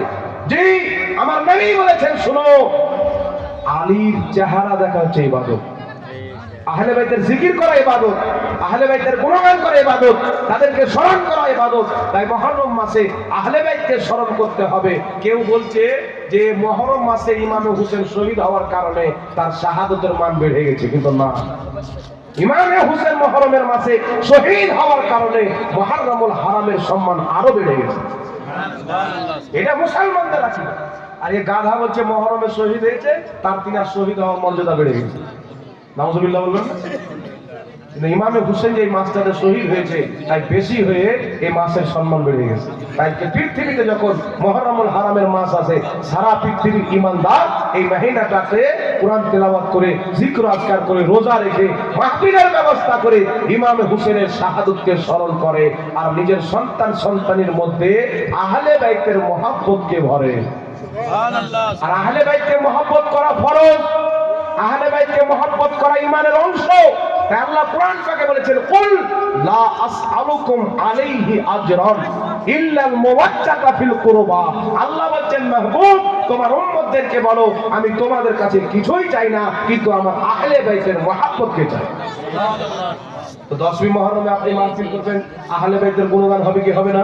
পাক পাঞ্জাতের গুণগান হবে, মা ফাতেমার হবে, হযরত আলী ইমাম হাসান হুসেনের হবে, শাহাদাতের বর্ণনা হবে, আর এটা এরা করতে দিবে না। তাই অবশ্যই করবেন, আপনার সন্তান সন্ততি যেন জানে যে এই দিনে আহলে বাইতে মুস্তাফাকে শহীদ করা হয়েছে। তিনার দর্দনাক ঘটনা শুনে, কষ্টদায়ক ঘটনা কারবালার শুনে আপনার সন্তানের অন্তরে যেন আহলে বাইতের মহব্বত বসে, নবীর ঘরানার মহব্বত বসে। কারণ কিয়ামতের ময়দানে পৃথিবী দেখবে আহলে বাইতই হবে জান্নাতের সরদার। মা ফাতেমা জান্নাতি মহিলাদের সরদার নেই, হাসান ও হোসেন জান্নাতি যুবকদের সরদার। জোরে বলুন সুবহানাল্লাহ। এই গুণগান অবশ্যই করবে, স্পষ্ট যায়। আমার নবী বলেছেন, বুখারী শরীফ প্রথম খণ্ড প্রথম অধ্যায় কিতাবুল ঈমান হাদিস নাম্বার 12, রাসূল পাক সাল্লাল্লাহু আলাইহি ওয়াসাল্লামকে জিজ্ঞাসা করা হলো, ইয়া রাসূলুল্লাহ আইয়ুল ইসলামে খায়রান, ইসলামের উত্তম আমল কি? নবী পাক বললেন, তুতঈমুত তাআম ওয়া তাকরাউস সালাম, ইসলামের উত্তম আমল হলো মানুষকে সালাম দেওয়া এবং মানুষকে খাওয়া দাওয়া করা। তো নবী যেটাকে উত্তম কাজ বলছেন সেটা করলে গুনাহ না নাকি? তাই মুহররমের মাসে ইমামে হুসেনের নামে খাওয়ান, 12 রবিউল আউয়ালে নবীর আগমন মুবারকে খাওয়ান। আপনার বাবা মারা গেছে, এ বাবা মায়ের নামে খাওয়ান, এর সওয়াব চলে যাবে আপনার পিতা মাতার কবরে। বলেন সুবহানাল্লাহ। আল্লাহ পাক সকলকে বুঝার তৌফিক দান করুক। একজন 200 টাকা দান করেছেন, প্রশ্নের সেকন্ডে জবাব দিয়ে দিই। আরবি নামাজ, তারাবি নামাজ না পড়লে রোজা হবে কি? তারাবি আলাদা জিনিস, রোজা আলাদা জিনিস। তারাবির নামাজ না পড়লেও রোজা হবে, তবে তারাবির নামাজ জেনে শুনে ছাড়তে হবে না, পড়তে হবে। নবীজির জন্মদিবস